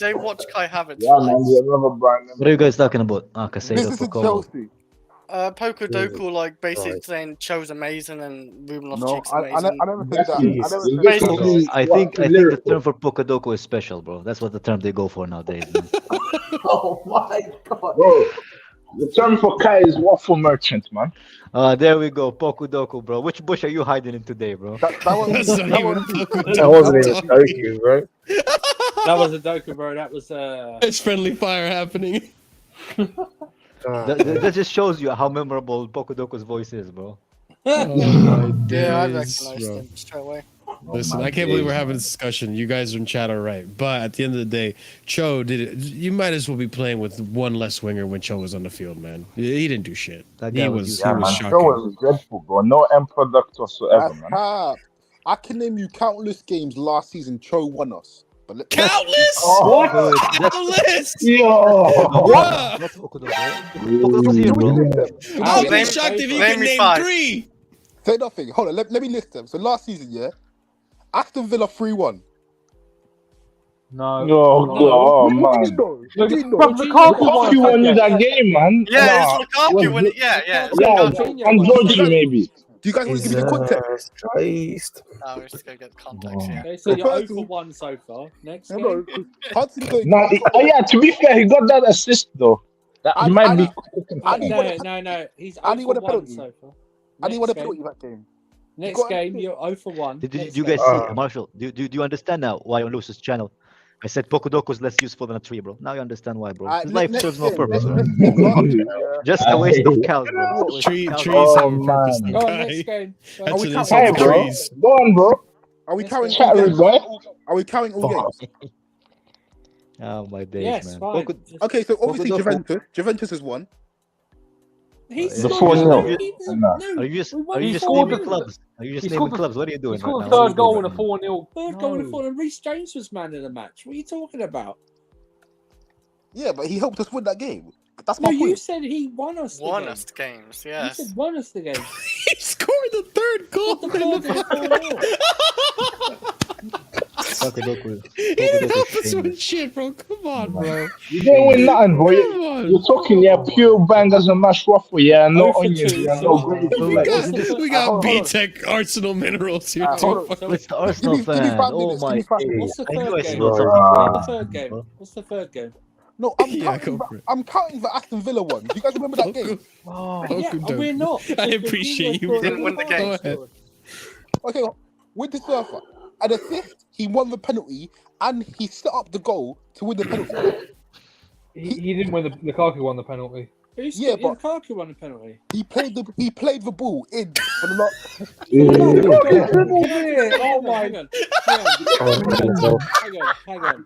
Do you know that ball that Lukaku ran half the pitch to win that goal? It's the Ankara Messi assist, right? Good. Yeah, but I guess he won us that game. I guess. Christ. Yeah, he was involved in all three goals. That's my point. Hang on a minute. We went from won the game to help us win the game to involved in the game. I would have given you the Juve one, but this Aston Villa one, it's looking sus. He scored third. He didn't even play that well. He scored third. He scored the third goal, and Reece James was man of the match. In that game. Yeah, I mean that's a third of the goals he's ever scored for Chelsea. I'll give you that. Southampton. Which one? Oh God, which Southampton? 3-1 one when Werner scored the tapping. Like he didn't cross that, did he? Someone who crossed that was Aspilicueta who crossed that ball. He was influential. He was influential throughout that game. Hang on, we were drawing 1-1 and didn't start to play well till it went down to 10 men. Yeah, but he was a big part in that victory. That's my point. Good Lord, man, this is the worst. Man. Bro, like I could have done a better job. Poku, I could have done a better job than you. I would have said the game, the Man City game where he came on as a sub in the FA Cup, right? Where he basically almost got the goal, but Marcus Alonso stole it from her. That was a league game, and that was the season before. Yes, last season. Yeah. That was even last season. This is what I mean, man. This guy excuses You're mudded, bro. Yeah, I had to go to 2 years. Okay, you're mudded, bro. You're getting mudded, man. Norwich. Oh, he's just naming clubs now. He's just naming clubs. Norwich, we were practicing during Norwich, bro. We weren't even playing. Shall we give you context? Shall we give you context? He got a goal and two. Mount destroyed Norwich, man. A goal and 2 assists. The Norwich Slayer, But the bottom half Slayer. and an assist, I think, as well. Norwich was. This is ridiculous. Why is there an Arsenal fan on the stream, bro? I mean, it's an open stream. It's a call-in show. That is breach of contract, bro. That is a breach of contract. All you got to know is that he's very good at mimicking minerals to English book stuff, so he's all good, man. You know, he's got the audio book. Textbook. He's got the audio book. Just quickly on the Arsenal. Let's quickly, guys. Yeah, the Champions League game where Ziyech scored. Bro, why do you need to remember for so long 4 fucking goals? Oh no, I'll give you that one. No, you got We're still going about Cho, aren't we? That's nearly 2 years ago. I thought he was going to talk he couldn't about. hack it in. Listen, guys. Listen, I'm letting this conversation. He couldn't hack it in the Bundesliga. Okay, if he can't hack it in the Bundesliga, he ain't hacking the Premier League. Simple as that, bro. Has to go to Saudi Arabia. You gotta let it go, bro. You gotta let Cho go. Wrap it up. No. Don't do that, bro. Don't do that. The first half of the season. Is a terrorist. The first half of the season. He was playing under a different manager. The guy that wanted him. Let's not do this, bro. Have you seen Leverkusen play? I was watching Leverkusen play. He was not. Leverkusen done pretty good this year. The second half of the season. Once came back. They play shocking, man. If it isn't for Havertz, that team will be my days. So what's Sorry. I didn't even watch like Bayer like that. And Havertz didn't do fuck all this season because he was injured. It was Diaby, bro. No, Havertz came back. I didn't even watch Bayer like that. I know that. No, you can even say Patrick Schick, man. You know. Now Schick, he is sort of the worst. The amount of assists he robbed Cho. Don't get me started on that guy. You know what it is. You know what it is. Pokudoku's not allowed to go to other countries. That's why he couldn't hide in the bushes in Germany and watch the games. So now that's why exactly. He's far in my woods, man. That's it. That's why. Updated on it, man. He only has access to British bushes, man. Yeah, man. Which Can't are my track those woods, by kids. the way? Because I got all the woods, okay, man. You know what I He's mean? only Hudson Doy's only played what 600 minutes in the Bundesliga. Actually, it's not many minutes because it's clearly not rated. Cool. Let's move on from Hudson Odoi. It's too Yeah, uncomfortable. let's move on. Let's Yeah, move let's on. move on. Let's Yeah, move on to the end of the So that- show. You What showed was how many up. minutes this week? You showed up. You guys are wild. You know what? This is a great stream. This is why I like to do the call-in shows because you never know when you get the wild cards come in. We start talking about Ruben Loftus-Cheek or Joe. That's a good. Listen, guys, the fact we're still That's a nice talking name for about Asperger's, bro. There you go. This is man. entertainment. All the wild ones, man. The fact we're still talking about Callum Hudson-Odoi and Ruben Loftus-Cheek as potential good guys that can stay in the team is nasty business, guys. I didn't say potential. I just said he No, I'm even just saying did in well. general. You I'm just know? talking about in general. Yeah, man. no. It's Listen, just content. absolutely This is nasty. you guys aren't gonna get this content anywhere else. So smash that fucking like button, What is wrong okay? with Loftus-Cheek as a squad player? Leave, stop. No more Callum Hudson-Odoi. Please, we're done. We're done, okay? We're starting a new youth project, all right? Not the Make-A-Wish project. Let's continue. Not the okay? Epstein FC model, man. Calm down, Epstein man. FC model, sure, yeah. All right, boys, we're gonna call it right here. Thank you so much, everyone who stuck around and watched the show. I appreciate it. Make sure you are smashing that like button because it does help out the channel big time. Big up to everyone that joined today. We're going to do this again at the beginning of next month. Do a call-in relevant to whatever the hell is going on in the news in that time. So, Yo, Marshall, just a shout out, yeah, to Matt Brain Goosey in the chat, man. He's my G, man. Like, he's a mineral general, man. Come on. In the show. We're done. But yeah, guys, smash that like button. Make sure you are checking out the links in the description. Ahmed's channel is on there, so make sure you go ahead and check out his video. He just dropped a new video today, so go and support, not report, support his channel. Be sure. No. Hey, let's that Ahmed. You don't want me to bring up what happened in the Sarcasm City group chat earlier. Oh God, I need to end the stream before the receipts are brought out live. Be sure to check out the comments below. Leave a comment, smash like, subscribe if you're new to the channel, and be sure to check out the memberships. We have 4 different tiers starting at 99p. I'm gonna go ahead and send you guys. I'm gonna go ahead and send you guys over to Flawless's channel. He hasn't started yet, but he will be starting soon. So go ahead and send him that raid message right there. Copy and paste it and spam it in his chat. But big up to everyone here, and we'll catch you again on Sunday. Most likely hit the bell notification in case we do stream another time Sunday for a Casually Chelsea show to talk about all the other stuff that's happened this week. So big up to everyone. Stay well. Peace out and stay casual.